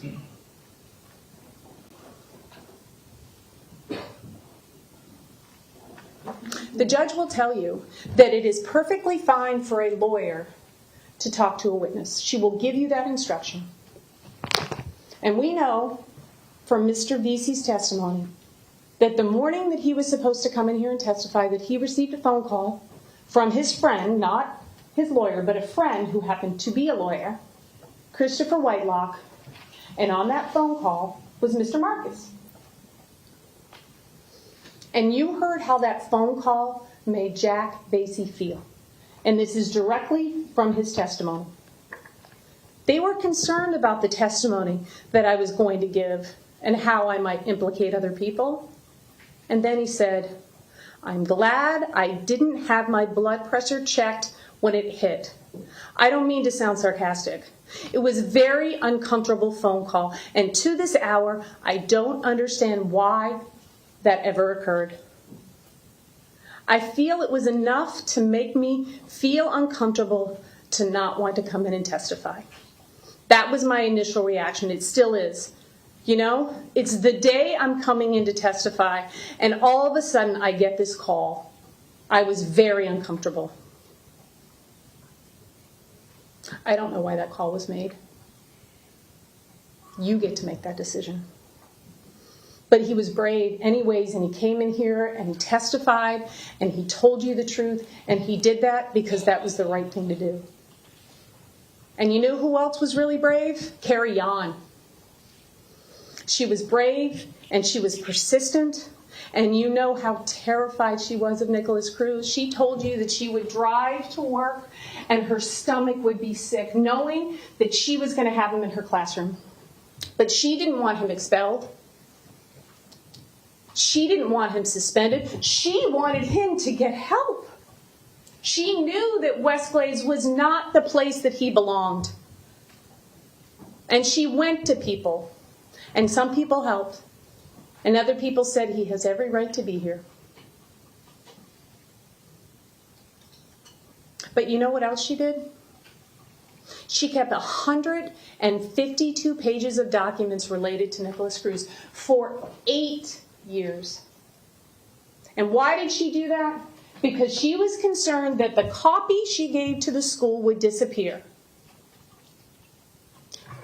When we got the school records from the Broward County School District, we didn't get those records. We got those records from Carrie Yon.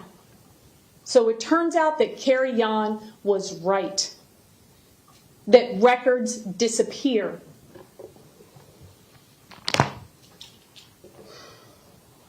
We know that eventually Nikolas got into Cross Creek. He got the services that he needed. We also know that at Cross Creek you have an individual education plan and that you work at the level that you're at academically and that you get services throughout your entire day. And Dr. Scott referred to Dr. Klein's evaluation. This is the evaluation that got Nikolas into Cross Creek, one of them. And of this 7-page document, which I encourage you to read, he took 2 words out of this entire document. Deceives others. Because that's what supports his diagnosis. He didn't want you to look at the whole report, right? Because if you looked at the whole report, then you would know that they did some academic testing before Nikolas went to Cross Creek. And you would know that when he was 15 years old, he was reading at a grade equivalency of 4.9. A math equivalency of 5.4, and a writing level of 3.3. So let's talk about that upward academic trajectory he was telling you about. It doesn't exist. And if you look at the records, that supports that.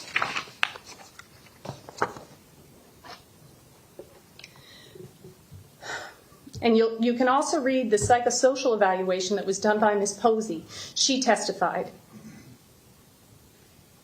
And she told you that Linda was desperate to get the right diagnosis, that it was not just ADHD. She was screaming for help. And just like Mr. Satz said, she had been doing it for years.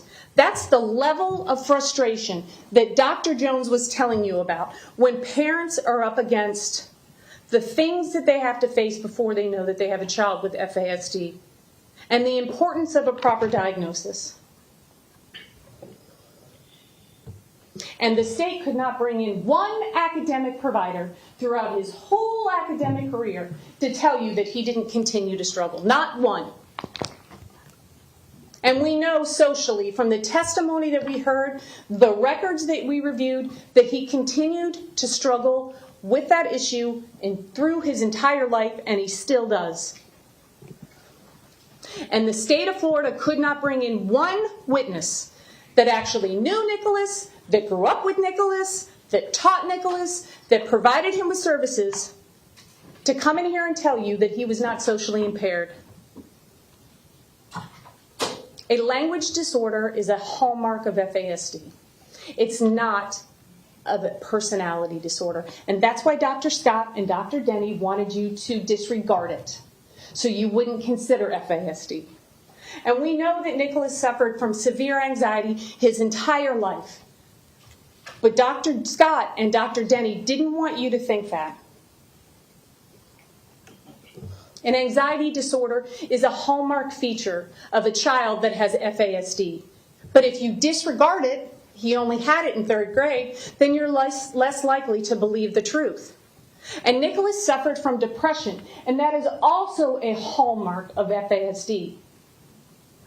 Nikolas also suffered from OCD, a hallmark feature of FASD. But Dr. Scott wants you to ignore the medical diagnosis from 3 providers that actually knew Nikolas, that saw Nikolas and provided him with treatment, and say he doesn't have it. Because if he has it, then he doesn't have FASD. And just because a kid can swim with floaties doesn't mean they can swim when you take them off. And that's what happened when Nick went to MSD. Dr. Scott tried to tell you that everybody wanted him to go there, that he was doing so well. But we know that that's not true because the ESE specialist did not want him at MSD.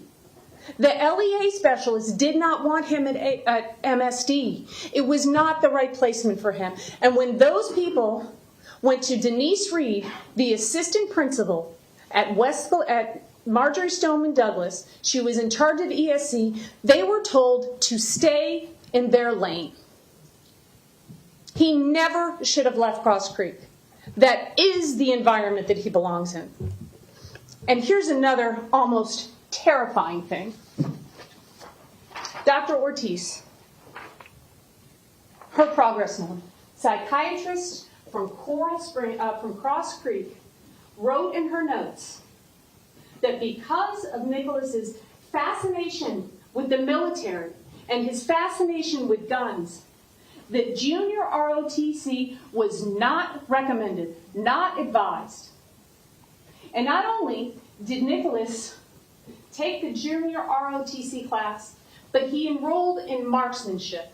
And we know from Dr. Scott, the clip that you saw, that at MSD, in the marksmanship class, in the junior ROTC, is where he learned how to shoot a gun. Despite the psychiatrist saying he should not be involved in that.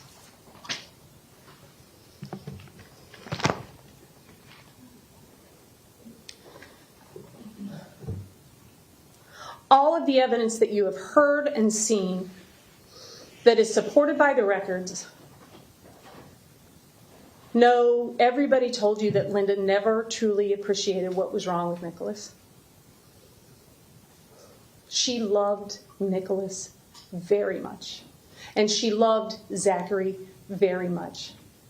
But if love could have fixed everything, then everything would have been fine.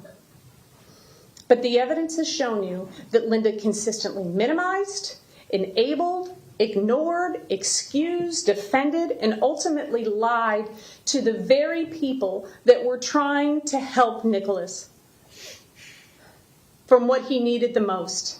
What Dr. Jones tells you is the most important thing, a proper diagnosis. And with a proper diagnosis of FASD, maybe Linda would have had the relief and the hope that Dr. Jones talked about that parents get when they finally understand what is wrong with their child. She would have realized she was not a bad parent and that Nikolas was not a bad kid, that he was a mentally ill, brain-damaged child. But Linda lived in the world that she had created in her 4,500 square foot house. It's a consistent theme throughout her life. And in that adoption report, if you choose to read it, there's a lot of information about Linda's life and where she grew up, how her mother abandoned her, a lot of the things that I told you in opening statement. And Linda's financial insecurity, the betrayal and abandonment that she felt from Roger, forced her to put locks on fridges, ration food from her children, kept the house thermostat at 80 degrees, and she would tell people that she didn't have any money to buy food for her children so people would bring groceries. And at the very same time, she had over $800,000 in the bank. It defies logic. But Linda wasn't thinking logically. She was an overwhelmed, lonely mother of two very difficult children. And every provider, Dr. Kravitz, Dr. Negan, you have the records from Dr. Dejani, all told you that Linda was not compliant with recommendations for treatment. She was not compliant with medication. And she would try and save money by not giving Nikolas the medication that he so desperately needed. And Dr. Negan made a recommendation that Nikolas should go into a residential treatment place, a facility. And we know from Steve Sinkoff that she didn't want to do that because she would lose his Social Security benefits and she couldn't survive. That's part of the shame and the stigma that Dr. Jones tells us about.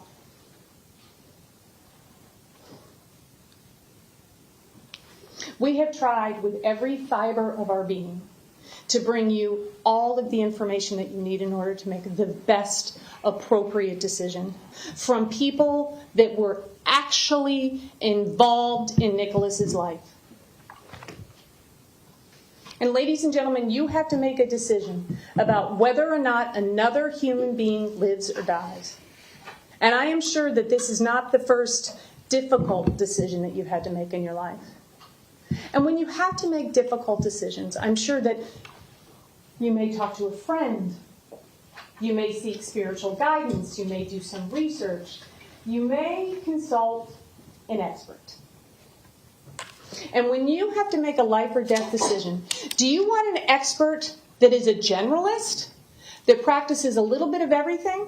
Or do you want an expert that specializes in the area of FASD? Do you want a jack of all trades? Or do you want Dr. Jones, who is the leading expert in the world? He literally was the first person to diagnose somebody with FSA, fetal alcohol syndrome, in 1973. Do you want Dr. Connor, who is the #1 neuropsychologist who specializes in what? FASD. That's it. Or do you want to listen to to Dr. Scott and Dr. Denny, who have admitted to you that they are not experts in FASD? But what do? They come in here and they try and tell you that Dr. Connor's testing is flawed. But what does Dr. Connor tell you? Because he's an expert in FASD. That he has developed a very specific battery over his 30 years of experience. A battery that has been published and peer-reviewed. A battery of tests that is specifically designed to see if somebody has FASD or neurological impairments. And that's why his chart looks the way that it looks. Because those tests are designed specifically for that diagnosis. So, Dr. Denny, board certified, highly credentialed, wants you to look at all of the testing that isn't even related to FASD. So you decide who is more credible, who you want to rely on when you're making a life or death decision. Do you want to rely on the #1 experts in the country on FASD? Or do you want to rely on 2 experts that are not? Okay, we have a number of jurors that need a break. Ladies and gentlemen, please do not discuss the case. Please leave your notepads behind, and we'll take a 15-minute recess so that you all can use the restroom. Thank you. All right, so it sounds like there will be a brief break. I believe that Melissa McNeil has been speaking for about an hour and 40 minutes or so. It was just before 1 o'clock that she started speaking. Am I correct on that? Yeah, I'd say at least an hour and a half. A good hour and a half is probably a good call on that. I think she's doing a really nice job with what she wants to accomplish on laying out exactly who Nikolas Cruz is in context of what they need to prove.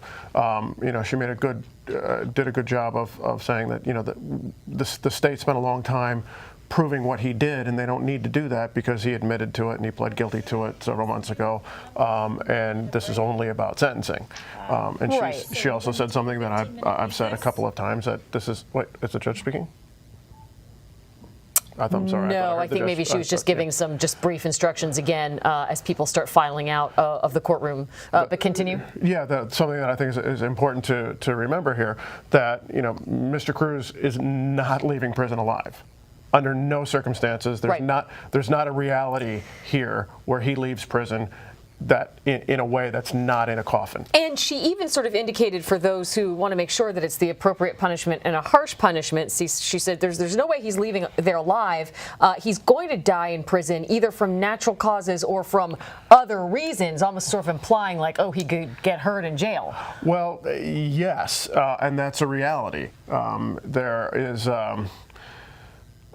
there's a, even among prisoners, there's a sort of a code that if you are sentenced for a particular crime, especially crimes against children or crimes against women, you're on the bottom of the order there, and violence tends to happen to people sentenced to crimes like that. I think that's probably what she was referring to. You're a defense attorney, so how do you maintain that balance? Because you were saying that you think she's doing an effective job. If you look in the gallery, you can clearly see that the family members of the victims did not. Some of them were sort of rolling their eyes. They were, looking away. So how, as a defense attorney, do you sort of balance being sensitive to the victims, which I think she was trying to do in saying, listen, we have no doubt that what happened was heinous, and he admitted it and he did it, with balancing, what the defense is hoping are mitigating circumstances to spare his life? Well, right, because I mean, it is at one end, it's difficult from a personal level. On the other end, it's not, because there is the position that the defense has to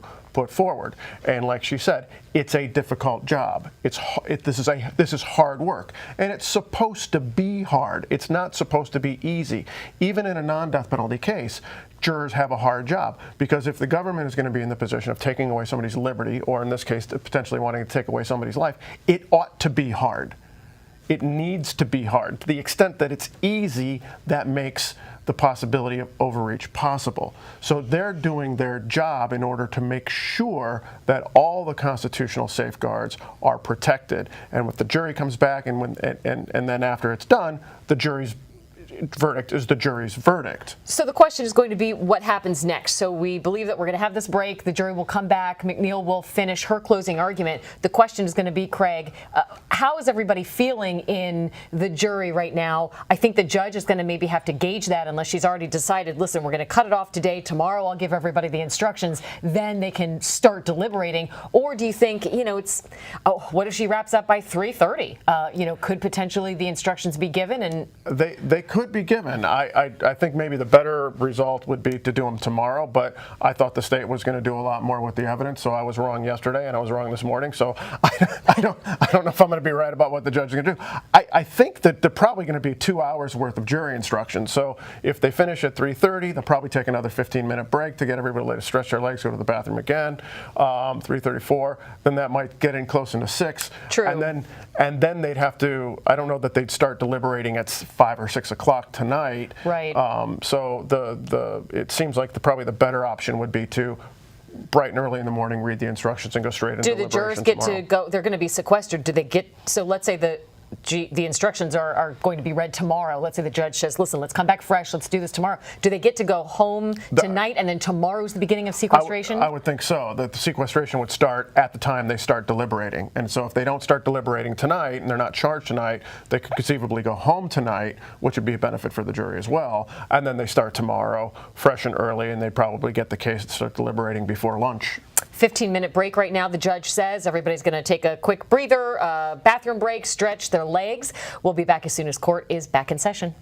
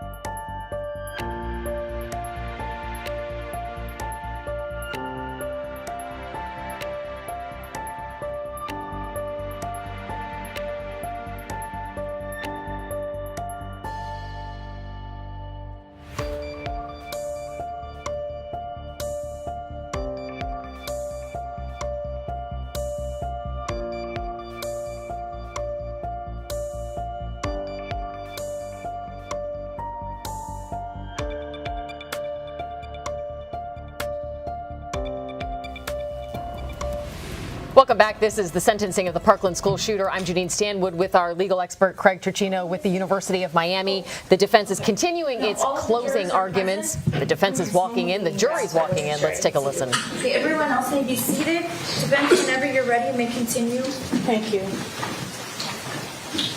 I know that you guys are getting tired, so I'm going to try and wrap things up. Please understand how important this is, and I feel like I want to and need to tell you everything.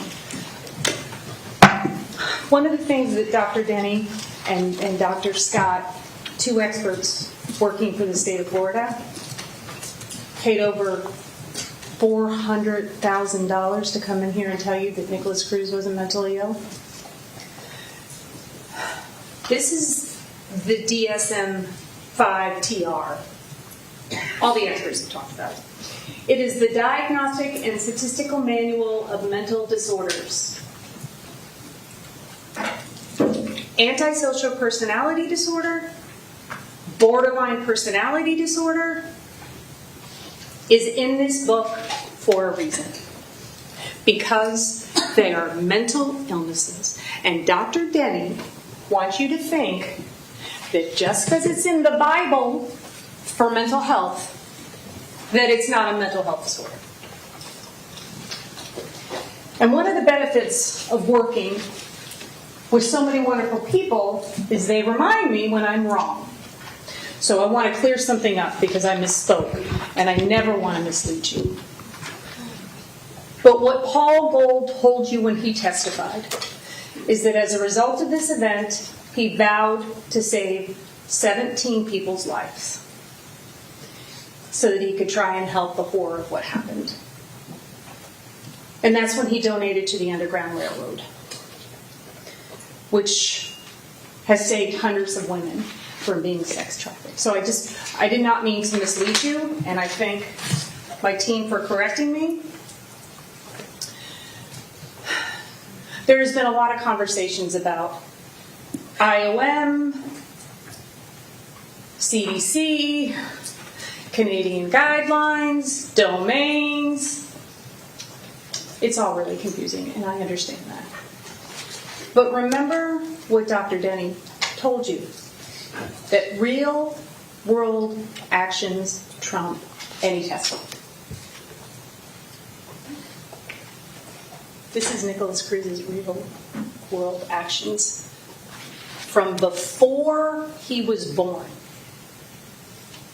Remember that when you make your decision about whether he should live or die.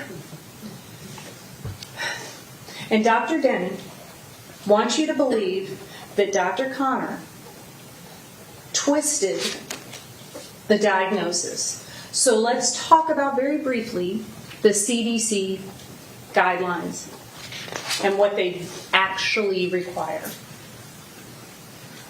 A deficit with 1 standard deviation. Not 1.5, not 2 standard deviations. The CDC guidelines require 1 standard deviation for a deficit, and that is what Dr. Connor used. And the CDC guidelines also said, and I can't even tell you how many times Mr. Secor said this to Dr. Denny, and he wouldn't agree with him, but he doesn't have to, because the CDC guidelines are.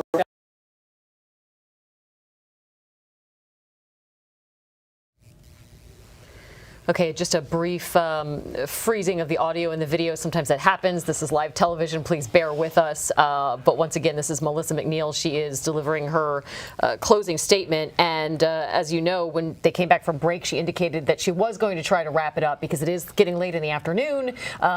She is once again sort of talking about the state's expert witnesses, and she has sort of kind of punched back at them, saying that, you know, maybe they're not showing the whole picture of who this defendant is. Right, she hadn't really gotten there yet, I don't think, but now she's, unfortunately, it froze up, so we're not hearing what she's being able to say now, but now she's really, excuse me, really addressing it, especially with regard to the defense expert, Dr. Connor, versus the state's expert, Dr. Denny.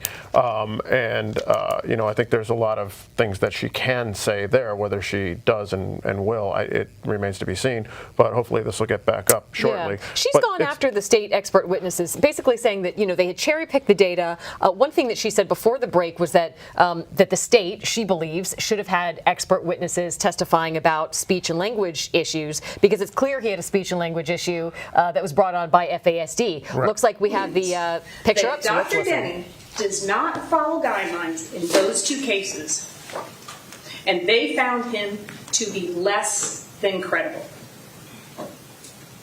Take that into consideration when you weigh and evaluate his testimony.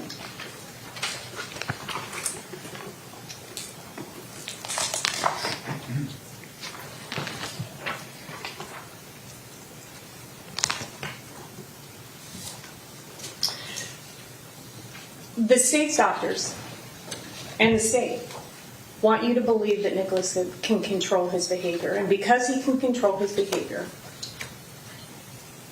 he only has a personality disorder.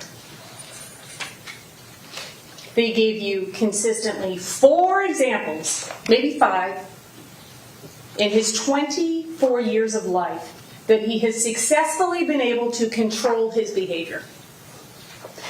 When he was in Coral Springs Elementary, when they said, we're going to call the school resource officer, he controlled himself. Agreed. When he was at Westglades Middle School, when the vice principal came into the classroom, Nikolas controlled himself. I agree.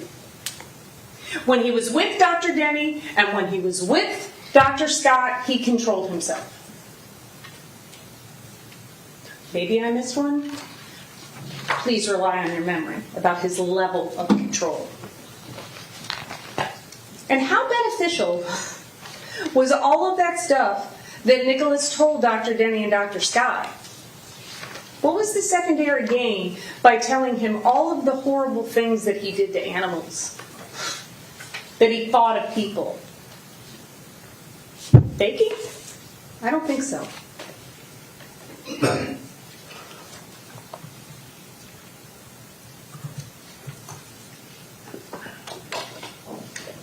It's another interesting thing that Dr. Denny said when Mr. Secor was talking to him. He's talking about cognitive abilities and brain development. And what Dr. Denny said is, we know the brain development of a normal person goes into the early 20s. And we know that Nikolas isn't normal.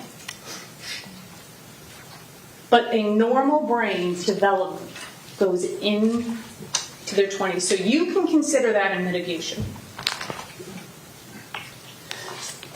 We are not here to suggest that you don't punish Nikolas Cruz. We're asking you to take into consideration his damage when you make that decision.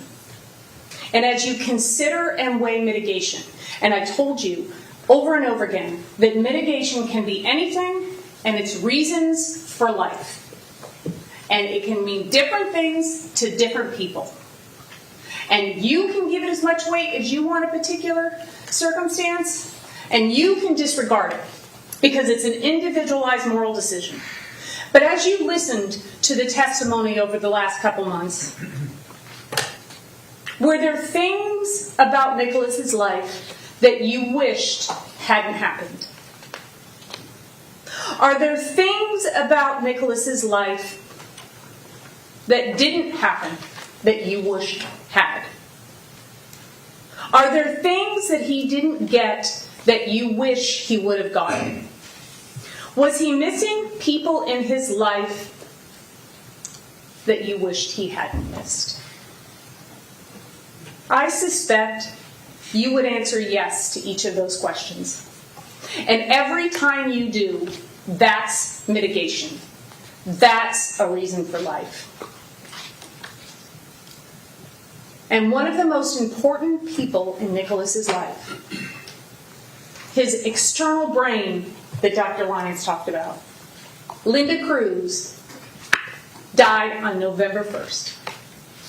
And sure, he may have been searching and doing planning and wanting to be a mass shooter. He told everybody, remember, the state told you that. I wish people would have listened. I wish people would have done something.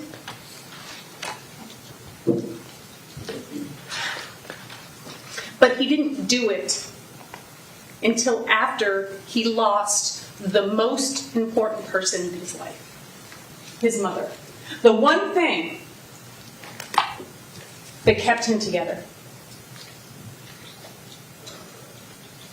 There is no punishment that you could ever give Nikolas Cruz that would ever make him suffer as much as those people have and as much as they will continue to suffer every single day. And sentencing Nikolas to death will not change that. It will not bring back those 17 people. Sentencing Nikolas to death will literally serve no purpose at all other than vengeance. And you have heard emotional, heartbreaking, gut-wrenching testimony from the loved ones of the people that Nikolas murdered. But we talked to each and every one of you about that. They came in here, those families, to tell you how unique their loved ones were and the impact that their loss has on this community. And they had every right to do that. But you promised and you took an oath that as difficult as it will be, you will not take that into consideration when you do your weighing and your deliberation. Victim impact statements are not aggravators. You cannot consider it. The only aggravation that you can consider is the 7 things that Mr. Sachs talked about, if you believe that they were proven beyond a reasonable doubt. And even if you believe that all 7 aggravators were proven to you beyond a reasonable doubt, every one, they're as heavy and as weighted as an aggravator could possibly be, you can still vote for life because you are never required to vote for death. The law is satisfied with a life verdict. You have to agree on all of the aggravation because aggravators are facts. You can agree on that. You do not have to agree on mitigation because mitigation is different to different people. And it can come from anything in Nikolas's life, his background, how he behaved in his, oh, that was the other control thing, right? He can control his behavior in the courtroom. But I think it was Mr. Secor that reminded Dr. Debbie that he's medicated and he's under psychiatric care. He's being treated by the jail psychologist. He didn't want you to know that, right? But you can take anything into consideration for mitigation. Anything you heard here, anything you saw, or anything that you believe in your heart and your soul. And you don't have to defend it, and you don't have to explain it. And the law recognizes and authorizes you to give a sentence based on mercy alone. And sometimes the people that deserve the least amount of compassion and grace and remorse are the ones that should get it. It is important to remember that what Nikolas may do in the future cannot be a reason for death. So those letters that they showed you, the school shooter stuff, those pictures that show his visual spatial, you can't take that into consideration. It's not an aggravator. But what you can take into consideration is what positive things he can do in the future. We always know that Nikolas suffered and continues to suffer with an internal struggle. That's why he's searching for response times to mass shootings And in the same time, the same hour, why don't I have any feelings? Homicide hotline. How do I get help? It's this conflict inside of him. So that's why he can talk to Scarlett Lewis, one of the most amazing people I have ever met in my life. A pure example of love and grace and compassion and mercy. Her son was murdered by a school shooter, and she has dedicated her life to talking to those people so that she can provide emotional and social learning to young children. So that it never gets to the point where the only solution is an AR-15. Nikolas is the only surviving school shooter that has gone to trial. Objection, not in evidence. Sustained. Look at what we have already learned. FASD, mental illness, what happens when people don't do their job, when the school district doesn't do evaluations. What Objection, else? Your Honor. It's third party. Sustained. What else could we learn by keeping Nikolas Cruz alive? We could use him to learn, to educate others. Objection, not in evidence. It's Sustained. mitigation. Sustained.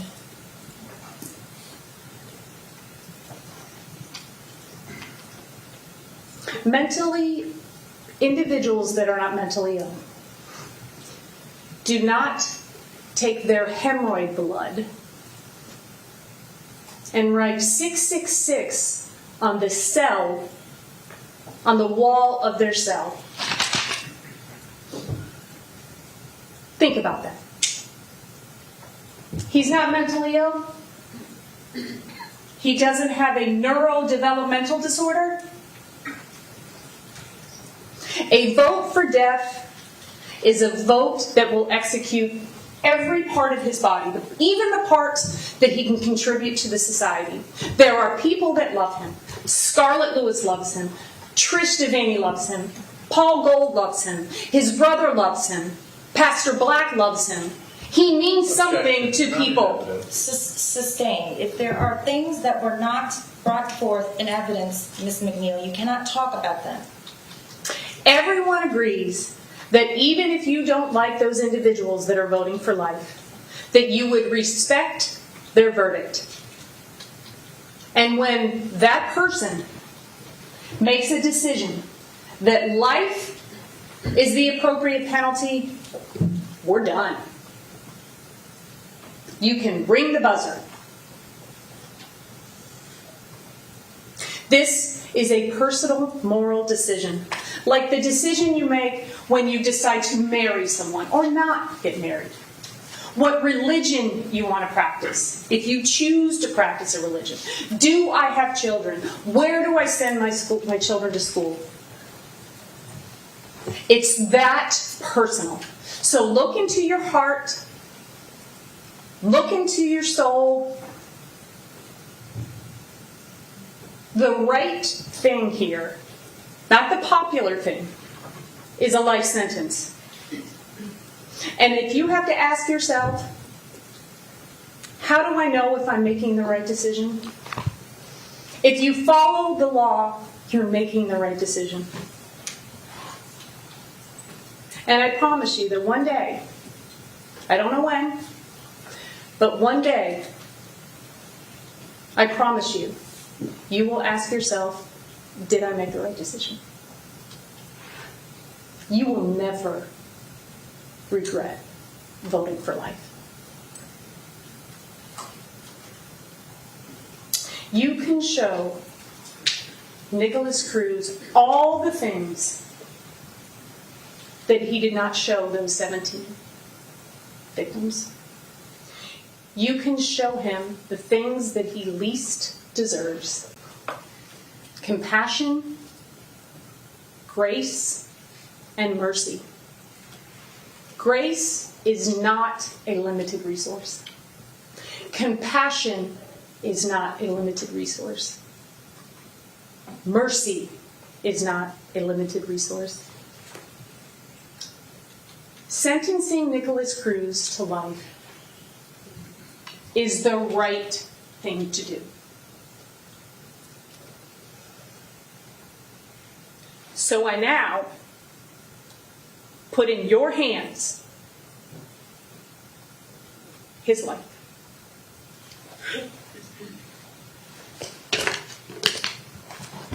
Thank you. Okay, ladies and gentlemen, we are going to, well, you all are going to get to leave a bit early today. I'm going to pass out this information to you about a little bit about what to expect for tomorrow. If you can do one copy each side, please, give each juror one. And this is a list that you can take home with you. But before I go over that list, I do want to remind you that even though both sides have presented their closing argument and all of the evidence is closed and the only thing left is jury instructions tomorrow morning, you still may not begin deliberating or discuss the case with anyone, including your friends and family members. You still are under my order that you may not do any research or look up any words or phrases or places on the computer. Please, you all have been great about abiding by this rule. Well, from what I'm being told, and you wouldn't believe how many people like to come back and tell me what's going on outside the courtroom. So, from what I hear, you've been excellent at following the rules. I very much appreciate that. But please, until I tell you you are relieved of that order, please take that order seriously. Please understand that it is of the utmost importance. Okay, now for tomorrow, I'm going to ask that everybody, meaning all of you, all 22 of you, be here tomorrow morning at 8:30. I am going to I'm going to read the instructions. As I promised, you're going to be given a written copy of the instructions. If you are on the panel of 12, and I'm not going to tell you that today, I'm sorry, but I'm not, you are going to be sequestered tomorrow after the instructions. And that will happen simultaneously when you begin your deliberations. So just in case there are any questions about this, your deliberations will take place on the 17th floor in the jury room that you all have been used to for the past few months. That's where you will deliberate. That's where you will do your work. At the end of the business day, and you know I define business hours to you, approximately 9 a.m. to approximately 5 p.m., give or take maybe 30 minutes here or there, that will be your deliberation time. The sheriff's office will, what we call, take custody of you or be in control of you and overseeing your every move, but they're also, if you look at it this way, they're going to be driving for you, they're going to be providing you breakfast, lunch, and dinner. They're going to be by your side during the entire process to make sure that the rules are followed and that nobody tries to influence you in any way or approach you in any way.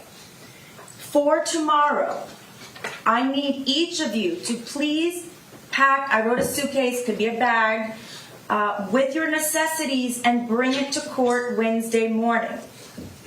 This includes, now I'm being very specific because there are things that a lot of people might consider necessities that are not when you're sequestered. You should bring change of clothes, however many you want, but I would say it's impossible for me or for you all at this point to know how long your deliberations are going to take. To be safe, I would say bring a couple sets of clothes, toiletry items, in other words, toothbrush, toothpaste, anything that you would pack for, let's say, an overnight, a weekend trip. Medications, please don't forget that. If you take daily medication, please bring that. Now, the next thing that you should bring or may bring is a book for reading.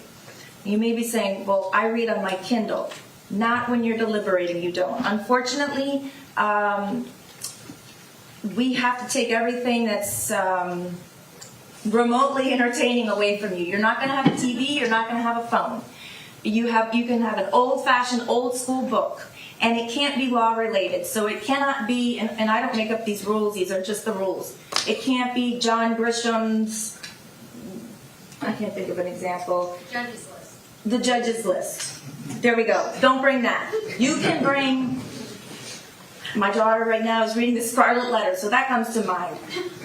I don't see why you couldn't bring that, although the sheriff's office, just bring 2 books. Bring it back just in case, because I suppose that could be considered law-related. You can bring newspapers, magazines, nothing. So if you don't already have an old-fashioned book, you might want to go buy one. Again, it can be self-help, it can be anything, just not a crime, mystery, legal-based book, whether it's fiction or nonfiction. You're also going to be, if you wear an Apple Watch or a smartwatch, Garmin, there's a whole bunch of companies that make them, don't wear it. Wear an old-fashioned watch that just tells the date and the time. That's it. Because the sheriff's office will take it away from you.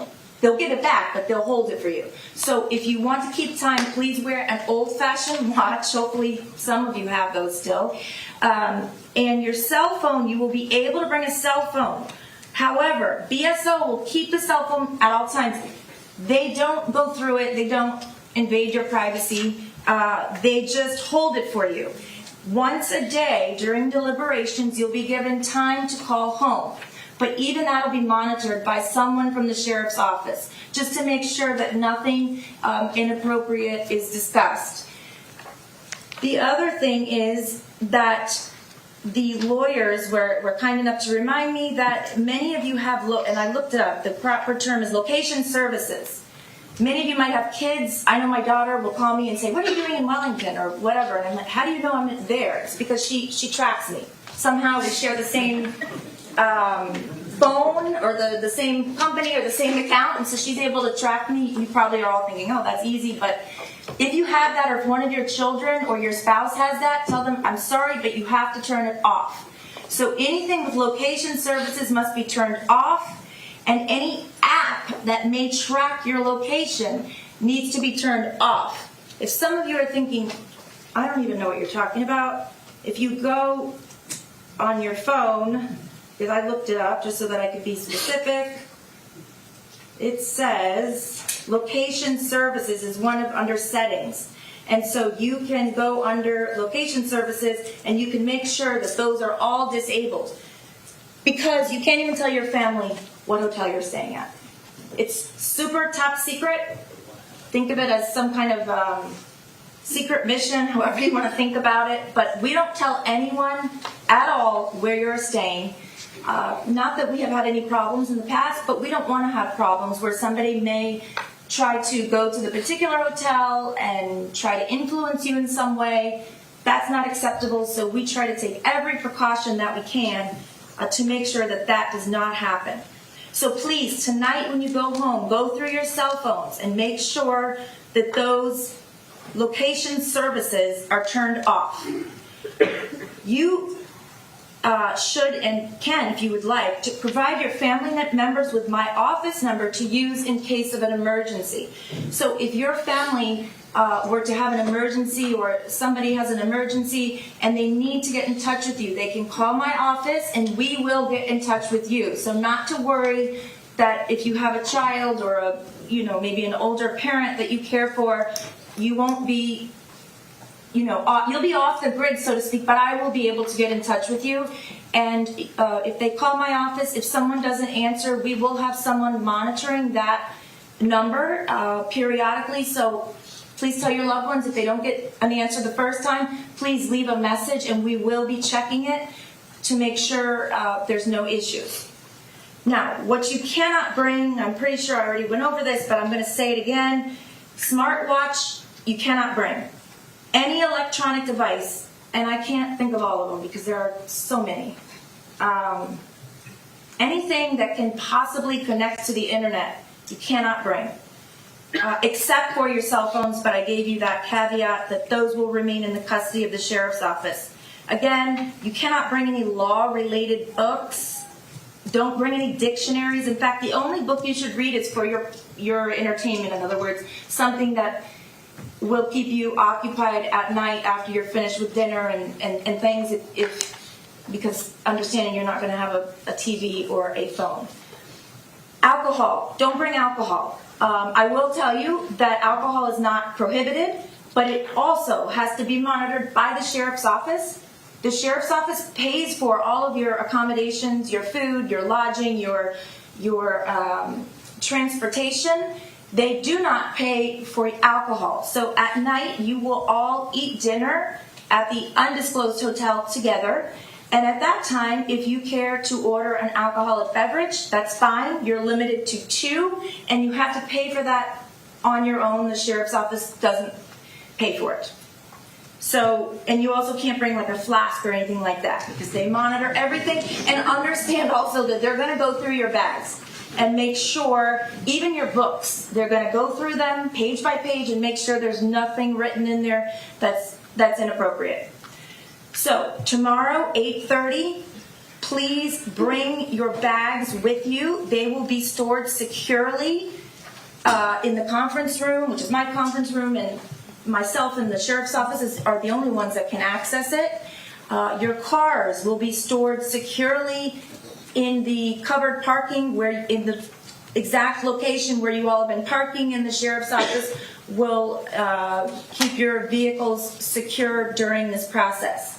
Again, I can't tell you how long this is going to take. I don't know. I don't think anyone would be able to tell you at this point, but I would bring a couple of days worth of clothing, medication, and so on and so forth.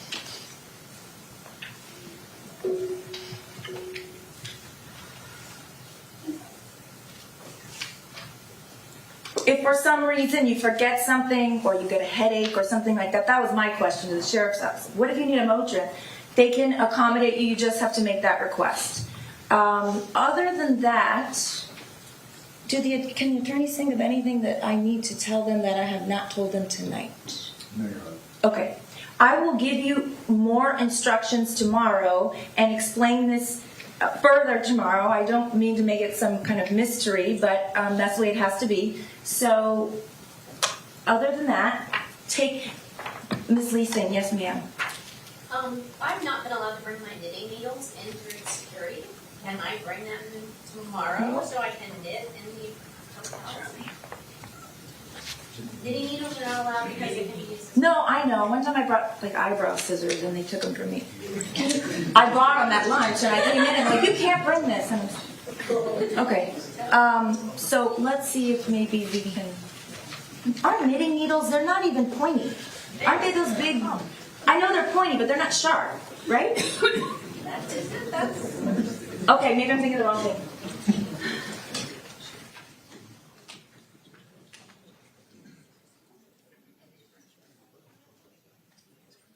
Aren't they about like that long? Actually, I'm going to bring her about this long. Oh, so they're sharp. Okay. But they're shorter and they're made of wood.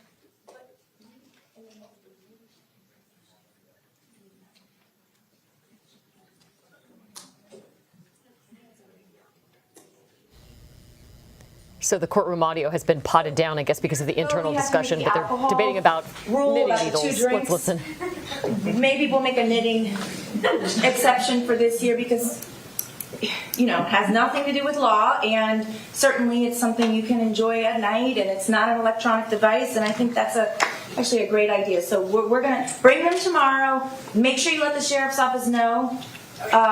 When you're coming in, the judge said that I could bring these, but it's pending a decision, and I'm sure the sheriff's office will take care of you because they're very nice, reasonable people. Okay, so what they're going to want to take is when they come in security from the parking garage. Yeah. Okay, so who walks in? So we're going to bring our suitcases into security on the other side. Hold on just one second.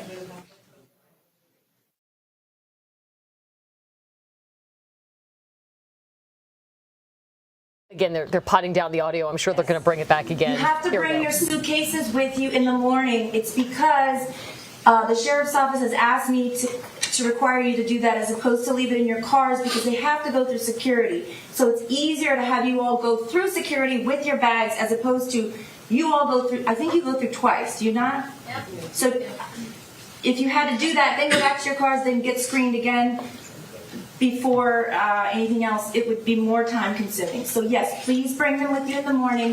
The sheriff's office has assured me, just please remind them. If someone's there that's not normally there, if you have any questions, call my office. You'll still have your cell phone. Is there another question? Yes. The attire for deliberation Is whatever you're comfortable in, honestly.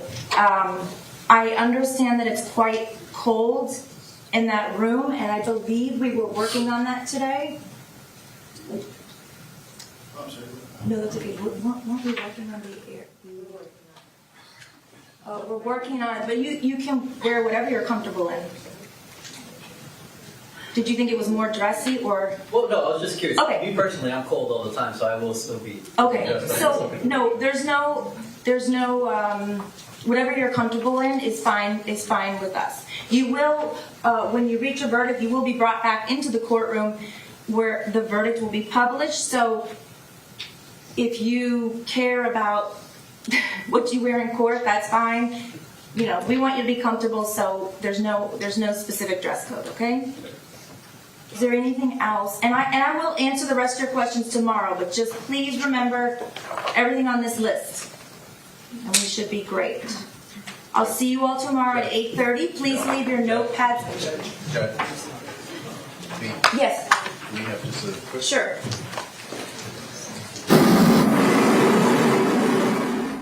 What could the state be asking the judge at this point? I'm at a loss, frankly. You know, what an interesting juxtaposition, right? Because we're hearing some of the more lighthearted moments about kind of the housekeeping and getting these jurors ready to And knitting needles. pack a bag and knitting needles, et cetera, et cetera. We're hearing some of their voices speaking to the judge for the first time. The contrast between that and just the absolute gravity of the situation and what they're going to be faced with. Exactly, yeah. Thank you very much. I'll see you all tomorrow. Have a safe drive. Please leave your notepads behind. Thank you. So presumably whatever that was, I guess, has been resolved and discussed. Resolved, yeah. It must not have been of major importance. They just didn't want the jury to hear it. But yeah, once again, this really is now this jury. After having gone through about 3 months of this penalty phase, more than 100 combined witnesses. Tomorrow they're going to get their instructions, and Melissa McNeil said it, the life of this defendant is in their hands. Yeah, and that's, I mean, I've been saying all along how important the jury process is, how important this particular jury is, what difficult task they have, and we saw in closing arguments exactly how weighty that their decision-making process is going to be. Looking back at the closing arguments, I thought the prosecution accomplished everything it set out to do. And you can see right now, just another sidebar, the defense team, it looks like, has initiated this. They have their headphones on, so they're not quite not quite done yet with at least a couple of things that they want to address with the judge. Yeah, I'm not sure. Maybe it's just merely scheduling stuff that they don't want to burden, the court reporter with. But like I said, I think the prosecution's, accomplished everything it set out to do. I'd say, I think probably 80% of what the defense did was good. I'm not going to pick nits, so to speak, Sure. but I thought they accomplished everything they set out to do. And now, like I've said before, this is in the jury's hands. Well, after the instructions tomorrow, it'll be in the jury's hands, and it's an unenviable position for the jury to be in. What a difference, too, between what we saw with the state and the defense. Mike Satz, the lead prosecutor, was mostly cool, calm, very direct in once again reminding jurors of what happened that day, of the defendant's actions leading up to that day, trying to prove those aggravators that he believes, at least one will be proven beyond a reasonable doubt. Let's listen. Charge conference? Yes, please. Yes, Okay. good first, please.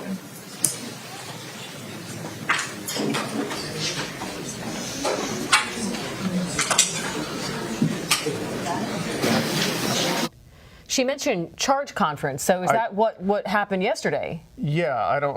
Were maybe there pending issues? Maybe there's another issue that came up that needs to be addressed. We'll have to wait and see if the court takes that back up. But you were talking about the state's summation, and he was very matter of fact, and I think that probably lended itself to be very matter of fact. There's really no dispute about what happened here. Correct. And he walked everybody through it.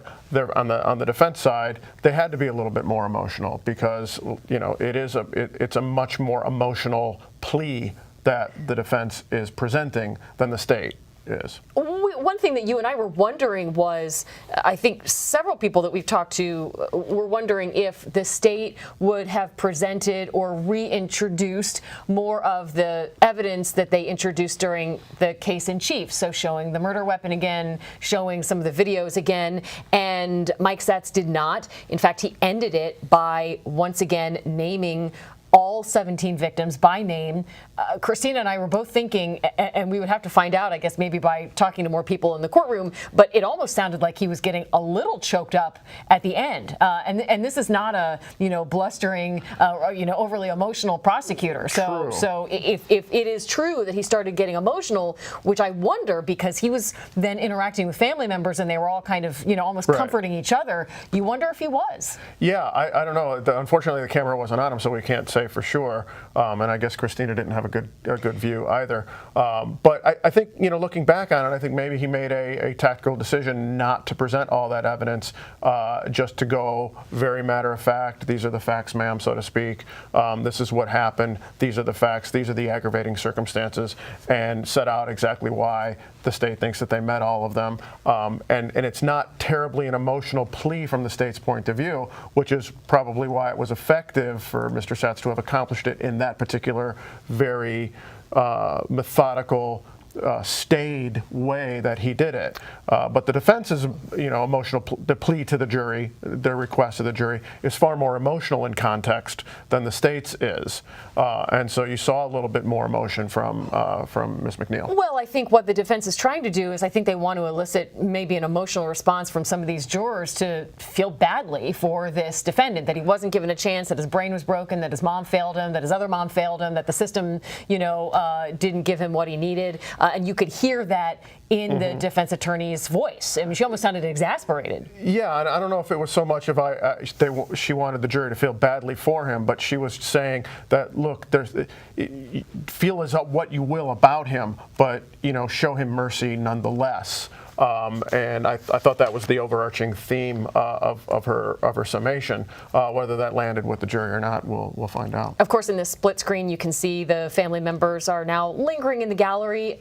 This has to be, Craig, I don't know if this is a little bit of a sigh of relief. I mean, this has been kind of a long slog. It's been very emotional. We've interviewed some of the family members. I spoke to Debbie Hickson when the defense suddenly rested, and I asked how she felt about it. And she said, in a way, she was kind of relieved not to hear it again. And so I think there's probably a little bit of relief among these family members knowing, okay, now we're going to move forward. Yeah, I would think that was the case. Now, they don't have to hear any more of this horrible evidence further. The summations are over. The jury instructions are very dry, kind of boring. In fact, I think they usually lock the door to the courtroom so nobody can come in or out, so the jury doesn't get interrupted for the jury instructions. But they're not the most exciting things in the world to hear, and they won't be charged with all this horrible evidence that we've heard over the last several months. So I would anticipate that there is a bit of a sigh of relief for the families involved. And as we continue to look at these pictures full, you can see there is still some lingering in the courtroom. You can see that's Mike Satz, the lead prosecutor, with his back to us. He's there with some family members. Joaquin Oliver's family is in the courtroom. There's Jeff Marcus speaking to Linda Schulman, who's Scott Beagle's mom. A lot of these people have been in the courtroom every step of the way, or at least as much as they have been able to. They have told us and they have told other media outlets that they want to be there, they want to bear witness, they don't want to hear it secondhand, and that's what they're doing. And now they know that starting tomorrow morning at 8:30, these jurors are going to pack their bags, they're going to come in, they're going to get their very lengthy instructions. and then they're going to start to deliberate. Yeah, then the real work starts for the jury, and this is the real hard work that they're going to have to go in, and they're going to have to grapple with all these issues. They're going to have to get engaged with the evidence that they heard. They're going to have to look at it again. They're going to discuss it, and it's going to get, it's going to be difficult. There's no other way to cut it, that it's going to be very difficult and further traumatizing to the jury as well.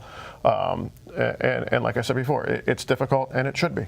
You can see the seal of the state of Florida has been put up, which means that the live stream from the court is over. Gosh, it's almost, I can't believe that it's going to happen tomorrow.